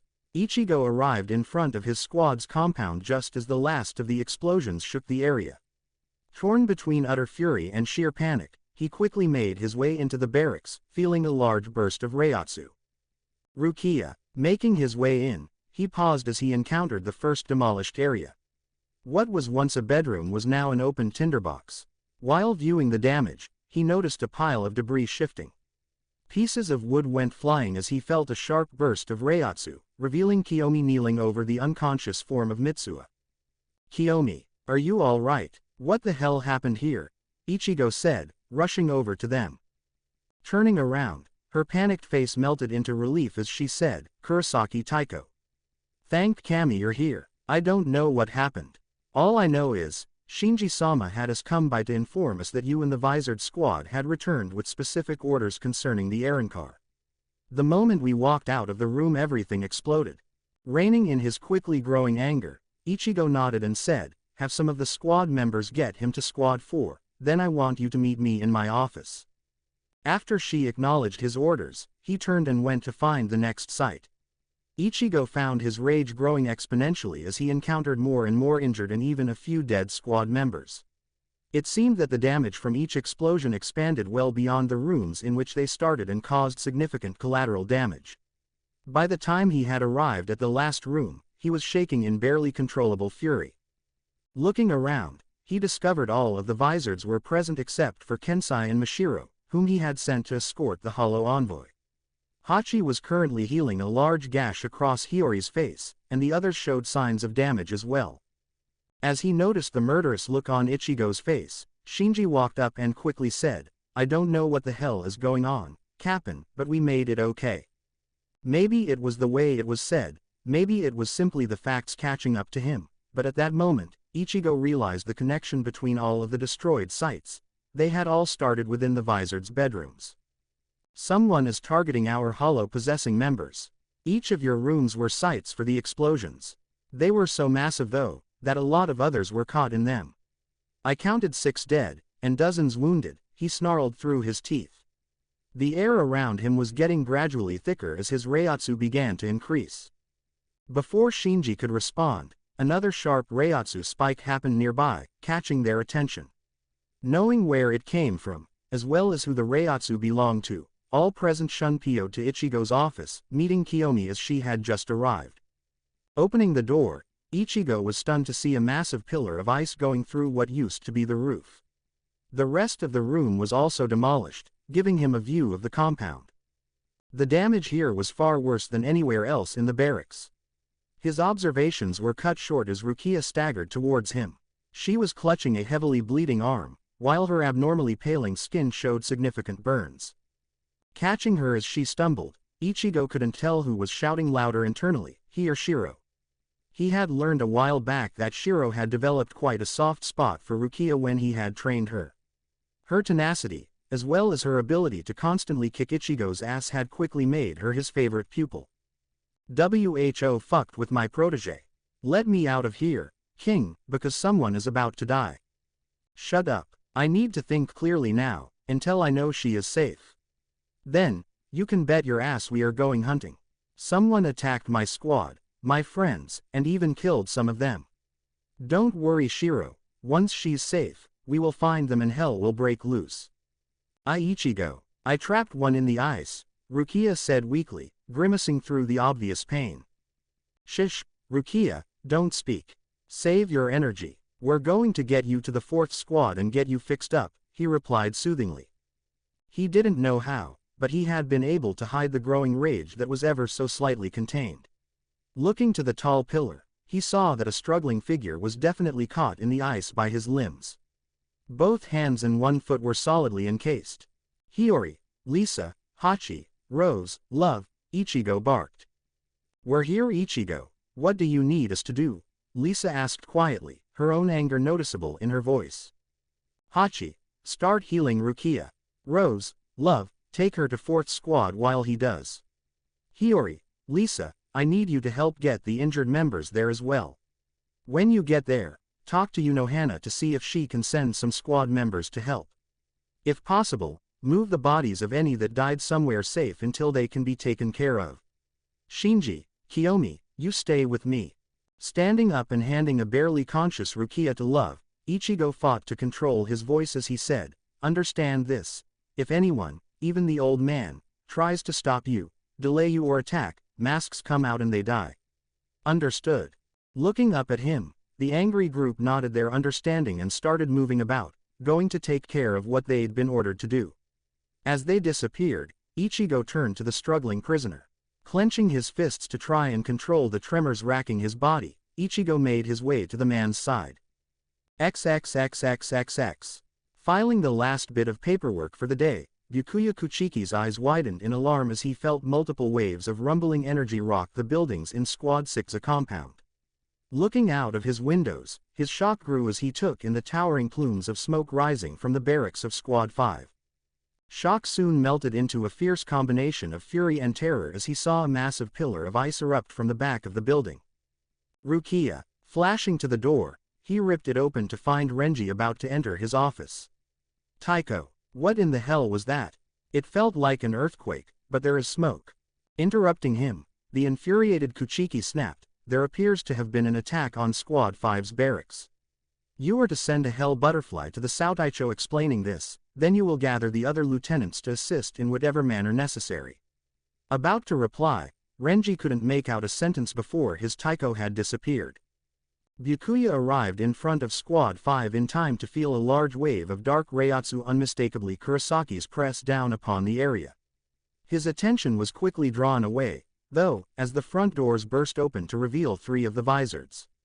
Rose was leading the group, however the elder Kuchiki noticed Love holding a gravely wounded Rukia as she was being healed by Hachi. Barely able to contain the overwhelming emotions within, he flashed to Rukia's side and gripped the handle of Senbon Sakura. The dark-haired man lowered his voice dangerously and asked, "What happened?" Gripping the handle of his own blade, Rose tensed and replied, "We were attacked. We are going to Squad 4 to get her treated. You should know that we are under strict orders from Kurosaki Taiko to kill anyone who tries to stop or delay us." While the former captain did not think that Byakuya would prevent his sister from getting treatment, his nerves were on edge, and he wanted to get their lieutenant to the safety of the medical ward. "You may come with us, if you choose, but nothing will keep us from getting her the help she and the rest of our squad needs." Though he normally would have not allowed the challenge to stand, the pale shade of Rukia's skin, as well as the blood that was visible, forced Byakuya to simply nod once. His fury would continue to grow, however having his sister nearer to Unohana Taiko would calm his fears greatly. "I shall escort you, as well as help to enforce those orders. Let's move." As they moved, the elder Kuchiki asked, "Who did this?" Love grunted as he replied, "We don't know. Rukia caught one of them, and Kappan is questioning him now. Going by the way he looked, whoever it was is going to wish they had never been born." As if on cue, the group felt a massive pulse of Reiatsu and saw a dark flash over their heads. Barely able to make out the shock of orange, the wall of wind and sound that followed seconds later alerted them that Ichigo had apparently ended his interrogation. Eager to return to do some questioning of his own, yet unable to leave his sister's side while unsure of her condition, Byakuya could only watch the commotion around as he escorted the group to the doors of Squad 4. He was slightly comforted though, as he watched Soifon and Kira leading groups of Shinigami towards the site of the explosions. "I will have my answers, and I will have my vengeance for what was done to you, Rukia. Of that, you can be sure." XXXXXX. Ichigo's office, moments earlier. As he watched the man fruitlessly try to escape, Ichigo ripped the mask off of his head. He had no idea who this man was, but the hate and disgust he registered in the man's eyes was enough explanation for why this had happened. Throwing the cloth to the floor, he took a few breaths to keep himself together. Ichigo found his mind stretched to a breaking point, and he had to rein himself in before he killed someone. Breathing out slowly, the enraged captain met the captured assassin's gaze and growled out, "Who are you? Who ordered this attack? What was the objective?" Scoffing, the trapped man met his gaze and said, "Go to hell. You may as well kill me, because you'll get nothing from me, you filthy hollow." In a voice that was uncharacteristically low, Shiro growled in Ichigo's mind, "Let me out, king. I'll get some answers." Ignoring Shiro for the moment, Ichigo couldn't help the dangerous smile that escaped. In a moment of inspiration, and thanks to a quiet suggestion from Zangetsu, he had a plan to get the information he wanted. "Actually, Shiro, maybe we can do this." Reaching forward and roughly grabbing the man's face, Ichigo quietly responded. "You don't seem to understand the situation. You're either going to tell me of your own free will, or dying is going to become your greatest wish. This was obviously a secret mission, so you know that no one is going to come looking for you, because they can't reveal themselves. So I will ask again. Who ordered this attack? What was the objective?" In a moment of defiant bravado, the captured man spit in Ichigo's face. Before anyone could blink, Ichigo took his blade off of his back and slammed it into the ice pillar. Giving a sharp burst of Reiatsu, the pillar quickly dissolved, dropping the captured man to the floor. "Hiomi," Ichigo said in a dangerous tone as he wiped his face. "Hi, Taiko." Without looking at her, he ordered, "Bind him with Horin, then release your Shikai." Not saying another word, the third seat did as ordered. When the assassin looked up and saw the vicious-looking dagger in her hand, he laughed, You think that shit would scare me? Or maybe your mask. I'm not saying anything to a disgusting beast like you. You can try your little tortures, Hollow Captain, but the end will be the same. Raising a brow, Ichigo felt a massive bloodlust well up within him at the challenge. Memories of the dead squad members, of Rukia and the Vizard's blood mixed in with all of the tension that had been building and building to that point, and his inhibitions to Shiro's recommendations were quickly lowering. My mask, tortures? He asked quietly as a smile that would make Kenpachi proud began to spread. Mr. Nice Guy was no more. Hiomi, let's loosen him up a little bit. Then, you are to keep your Bakudo active while waiting outside the door, he ordered in the same quiet voice. Nodding her assent, she stabbed the dagger into the bind and muttered, Genkaku. The man on the floor twitched violently for a few moments, before finally relaxing into a peaceful state. Saying nothing else, the officer made her way out of the office. Turning to Shinji, Ichigo said, I want you to guard the door. No one gets in, period. No matter what you hear, you stand guard outside. Understood. Intently staring at his friend and captain for a moment, Shinji turned and looked at the man on the floor. Seeing the puddle of blood that was not his, he nodded and said, You got it, Cap'n. Get us some answers from this fucker. A moment after the door shut behind him, Shinji heard low words that were only mumbles from where he was. Suddenly, though, he heard some low growls and felt a massive, dark wave of Reiatsu before the screaming started. XXXXXX. Arriving at the smoldering ruins of what had been the Squad 5 barracks, Toshiro Hitsugaya and Rangaku Matsumoto gasped at the destruction around them. People were running around, helping wounded squad members to their feet or carrying them out on stretchers. Others were helping to carry lifeless bodies into a room that had remained partially intact. Who would do this? The strawberry blonde asked in odd horror. Unable to answer, Toshiro simply growled and rushed towards where he felt Ichigo's Reiatsu. Entering a long corridor, he was able to see his office door at the end. When they finally came to the area, they were greeted by the sight of Shinji and what he assumed to be a seated member standing guard outside of the door. Feeling waves of Reiatsu coming through the door, Toshiro made to break the door down until an arm shot out, blocking his way. He turned his head to see a furious-looking Shinji preventing him from going forward. Shinji, what in the hell is going on? He asked gruffly, worry coloring his voice. What the hell do you think is happening? Someone just signed their death warrant, the blonde-haired man snapped. Is Ichigo okay? What about Rukia and the other Vizards? Do you know who did this? Rangaku asked quietly before gasping at the massive wave of dark Reiatsu that suddenly pushed down on the group. Regarding her for a moment, Shinji said, They are alive. We don't have many more answers. He was cut off as a deep growl was followed by several minutes of terrified screaming. Smiling darkly, Shinji said, We don't have any answers right now, but we're about to. XXXXXX. Moments earlier, shutting the doors to his office, Ichigo slowly turned to the man lying captive. His patience was beyond lost, his sense of, whatever it was that made him noble, non-existent.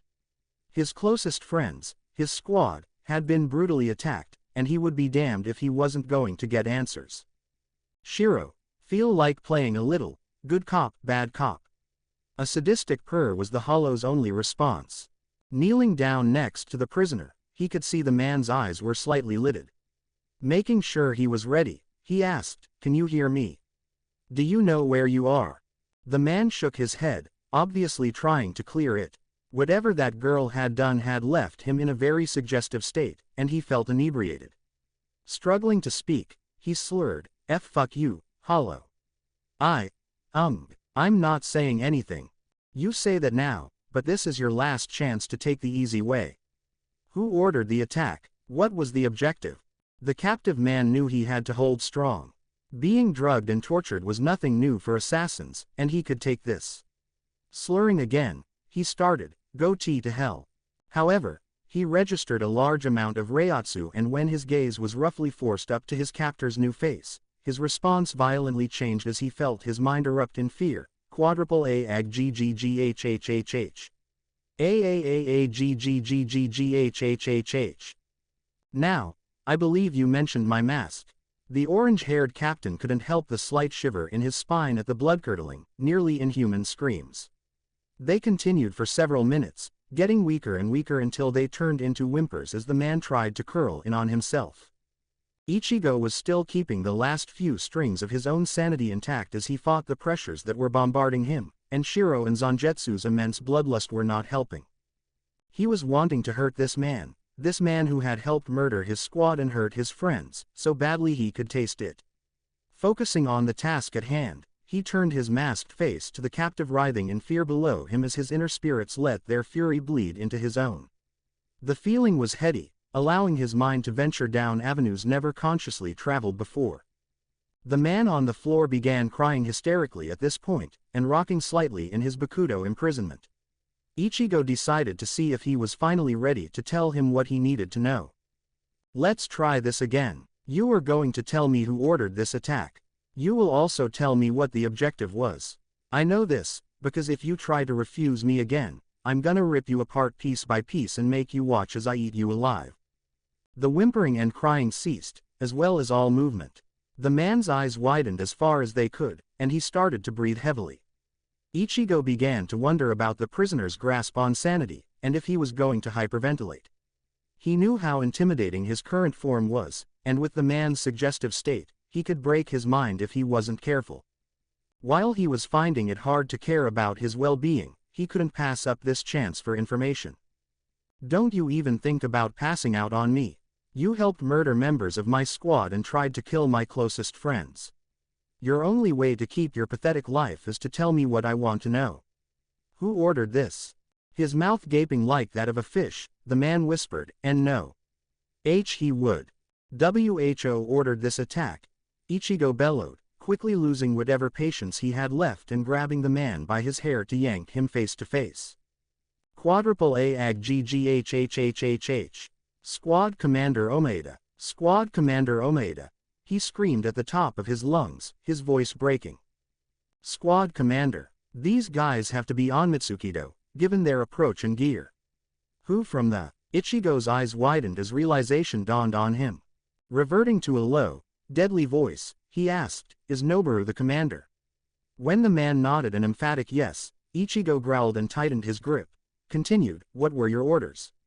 What was the plan?" Ichigo could tell the man was on the edge, but he was so close. Using the calmest voice he could, he tried to get the last bit of information he needed. What was the plan? He must have seen something that caused him hope, because he began to stutter, "TT to push YU. To kill, to the Hollows, the squad. To what?" Ichigo encouraged. Were there more bombs? Was there to be an attack on him?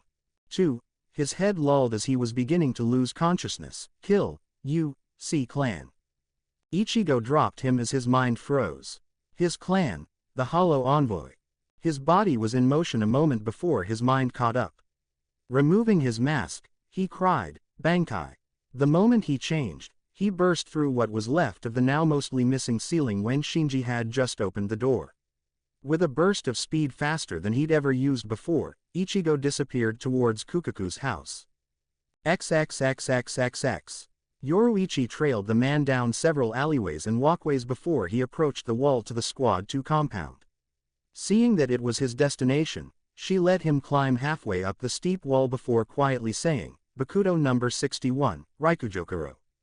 Watching the bars of light pin his arms to his sides, she felt a small sliver of satisfaction at the thud he made as he slammed into the ground below. Flashing to his location, she grabbed the back of his shirt and shunpioed away to the back of the compound. Knowing the ins and outs of Squad 2, she knew of a perfect place to get her answers. XXXXXX. Ichigo arrived outside of Kukaku's house to see more pillars of smoke rising up. The rage he had been feeling was paused in the face of sheer fear for those inside. Moving to the door, he saw her muscular servants unconscious on the ground. After making sure they were still alive, he quickly descended the long stairway that was the entrance to the house. Once at the bottom, he called out, "Kukaku. Ganju." Hearing no response, he flashed to the right, continuing to call out, "Nell. Grimjow. Sung Sun." After a moment, he heard coughing. Making his way to the room he thought it came from, he saw a smoky haze covering the entire area. As he stepped in, he felt a sharp point press against his back. "Who are, Ichigo? Is that you?" Turning around quickly, he came face to face with a slightly bloodied Kukaku. Grabbing her shoulders as gently as he was capable of at the moment, he asked, "Kukaku, where is everyone? Is anyone else hurt?" "Come on," was all she said as she turned and walked deeper into the room. As the smoke cleared, he began to notice several shapes on the floor. Looking more closely, he saw that they were bodies wearing the same outfit as the man that Rukia captured. "You gonna tell me what in the hell is going on, Ichigo?" Kukaku barked. "My squad was attacked as well. They killed at least 6, and destroyed the barracks. We caught one, and he told us that the plan was to kill the Vizards, you, and the Hollows, in order to set me off." The moment Ichigo finished speaking, realization struck him. "Son of a bitch," he growled, his voice layering as his eyes shifted. Turning, Kukaku looked at him with a livid expression. "Set you off? You mean like your orders were supposed to? Who keeps trying to put you over the edge?" "That was him. It had to be," Ichigo muttered, his thoughts mirroring Kukaku's. Taking a deep breath, he forced his eyes and voice back to normal. He also dropped back to Shikai, as not to further destroy the house. Who did this?" "Noboru. The one we caught said that he ordered the attack.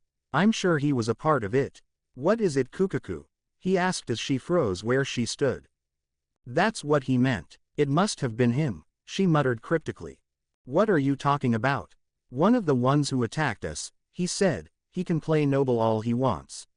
Actually, once they're dead, he won't be so noble, This should be enough to make him snap. It was him, Ichigo. Noboru was here, and he was the one who..." She paused, trailing off. The fury Ichigo had pushed down now sprang to life again, more fiery than ever. Gritting his teeth, he growled out, "He was the one who what?" Before she could respond, Ichigo heard coughing again, and turned to the corner of the room. His thoughts ceased as he saw the battered form of Sung Sun kneeling by a bloodied Mila Rose. Grimjow was in front of them, crouched in a tensed position. The cuts and burns on his skin were ignored by him as he growled and stared across the room. Turning his head, Ichigo saw Kensai also tensed, standing in front of an injured Mashiro. "Stand down, Grimjow. We are going to take out whoever did this, I guarantee it. You came here to make peace, don't let whoever did this fuck it all up. It will cost a hell of a lot more than you think." "Look at us. Peace. What kind of peace is this?" the enraged Arrancar bellowed. Before it turned into a fight, Ichigo shouted, "Shut up, both of you. Grimjow, he's right, whoever did this is going to..." To the side, a cough caught his attention, breaking his train of thought. Looking in its direction, he saw that Pesci and Dondachoka were kneeling on the floor next to Nell. The tremors of rage from earlier returned viciously as he saw a blood-covered Nell look up and weakly squeak, "Ichigo." Ichigo flashed to her side, his mind trying to tear itself apart in fear and anger. Gently picking her up, he noticed cuts and burns on her skin. Nell, are you okay?" "It's me Nell, it's Ichigo." "Nell hurts, Ichigo. The bad men hurt Grimmy, and hurt Nell too." Cuckoo made him run, but Nell was scared. The little Arrancar started crying, and Ichigo held her tight to his chest as he began rocking. A moment later, he heard someone call out, "Ichigo. Cap, you in here?" Shinji walked into the room, eyes widening at the scene. "Ichigo, is anyone dead?" He stopped as he saw Ichigo rocking back and forth on his knees and breathing heavily with a bloody Nell in his arms. Oh fuck, he's going to kill someone. He watched as Ichigo slowly stood and walked over to him. After gently passing Nell to Sung Sun, the orange-haired captain grabbed Shinji's shirt and pulled him close. The Vizard couldn't help the shiver of fear that tickled his spine as the rage emanating from the trembling Ichigo was palpable. His voice became layered once again and his eyes bled to black as he said, "Shinji, I am going to take care of this, once and for all. You, Kensai, and Mashiro are going to stay here and guard the other Arrancar, and my family. If anyone that Kukaku doesn't know comes near this place, kill them. Do as she says till I get back." Turning, Ichigo felt a hand grip his shoulder. "I'm going too," Grimjow growled. Meeting the furious Espada's gaze, Ichigo pointed to Nell and responded, "No, you're not. Your job is to guard her with your life. If anyone comes near Nell again." Pausing for a moment, Ichigo gripped his fists in an effort to control himself long enough to finish his sentence. "If another drop of her blood is spilled, if she cries once more, I had better not be able to find a trace of the attacker's body." Without another word, Ichigo disappeared. Mere moments later, he reappeared in front of the Squad 2 barracks. Using the heightened senses that his hollow powers gave him, he quickly detected the smell that he hated more than any he'd ever encountered. Flashing up and over the wall, he soon arrived in front of what he assumed were the barracks for the Onmitsukido. As he paced for a moment, gathering himself, the simple thought that the bastard who had caused so much pain, so much grief, could be just behind a simple layer of wood gave Ichigo focus. Taking Zangetsu off of his back, he bellowed, "Noboru! Get your ass out here now, or I'll blow this place to hell and drag your corpse from the ashes." After only a few seconds, Ichigo poured his Reiatsu into the blade and Shunpyo'd forward, striking the wall in a devastating attack. Going into the building, he continued to unleash attack after attack as he bellowed, "Noboru! Noboru!" The arrival of several strong Reiatsu signatures caught his attention, and he flashed outside to see if his intended target had arrived. Disappointment greeted him, however, as it was a large number of captains who had arrived, with Soi Fan leading the group. "Ichigo!" she cried, trying to get his attention. "What are you doing? What in the hell is going on?" Turning to her, Ichigo snarled, "Where is he? Where is who? Where is he?"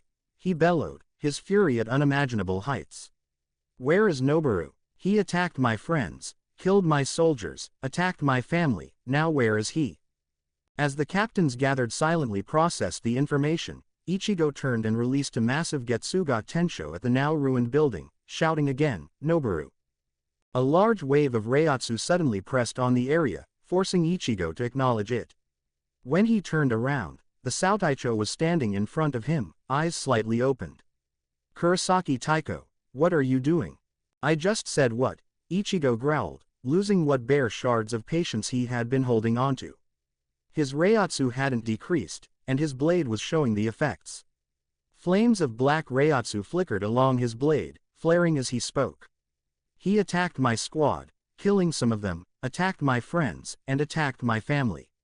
He is mine."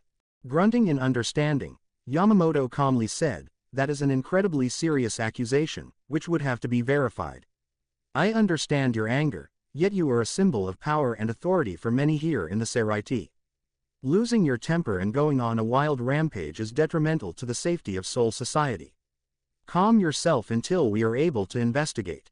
"Investigate? The bastard murdered my troops and tried to do the same to my friends and family. One of his men, that Rukia caught, told me the whole thing. What in the hell do you think you're going to investigate? Who else was behind his attack?" a voice called out from behind the group of captains, causing everyone to turn. As they parted, Ichigo saw Yoruichi walking towards them with a hardened expression. In her grip was a Kido-bound person. Tossing the person that she was carrying onto the ground in front of the captains with a disgusted expression, she snarled, "Kato, here, helped to orchestrate the attack. I found him leaving Squad 5 at the time of the last explosions, and caught him just outside of the Onmitsukido barracks. He had just met with who I would be willing to bet was Noboru, before fleeing the scene. Kato has been trying to play us like pawns, Ichigo. He brought in Noboru to drive us apart, and has been using him to try and get you to snap. The goal was to push you over the edge, which is also why you were given the false orders to eliminate the Arankar." Ichigo had frozen as he looked at the arrogant, bruised face of the bound man on the ground. Everything was coming together. Noboru's sudden appearance, all of the pressures, the orders, the attacks, it was just like the man he had interrogated had said. Rage was coursing through every fiber of his being, and he fought as hard as he could to keep from giving the sick bastard what he was wanting. However, when Kato smirked as Yoruichi described his actions, Ichigo lost it. Raising his blade above his head, he began to pour as much of his Reiatsu as he could into it. This man, this snake had caused murders, manipulated him and used him for whatever reason, and thought he could get away with it. As Ichigo began to bring his blade down to where Kato's head was now sitting, his attention was forced away as he heard multiple shouts of Rikujokoro, and felt several heavy beams of Kito energy slam into his back, forcing him to the ground with his arms at his sides. The moment he hit the ground, voices all around him began trying to reach him. Ichigo Kurosaki, do not lose yourself. Do not let him make you become a murderer. Remember who you are, what you are. Even within the red mist of fury that he found himself trapped, each word reached Ichigo's ear, and seemed to fuel the rage even more. They were added to the pain he saw in Yoruichi's eyes, to the cries of the wounded Shinigami under his command, to Nell's tears, to Rukia's blood. Raising his Reiatsu to dizzying levels, he began to fight the Bakudos that were holding him. Savagely ripping one arm free, he slowly fought and began to try to drag himself up to his feet. Once he had made it to one knee, he looked around at the worried faces in front of him, and with layered breathing, he snarled, I know what I am. I am no one's poster boy. I am no one's pawn. As he continued to slowly shatter the binds that held him, he met Yoruichi's worried gaze. I am nobody's secret. I am worthless, hollow tainted scum that is disgracing the Gote 13, the Seraiti, and the entire Soul Society, an arrogant voice called out. The entire group turned around to see Noboru walking up with a large group of men in Onmitsukido gear behind him. Silence so sharp that one could hear a pin drop settled over the area, but was instantly shattered by a cataclysmic eruption of Reiatsu from where Ichigo knelt. Thank you for watching. If you enjoyed the video, be sure to like, comment and subscribe, as well as checking out the author on fanfiction.net.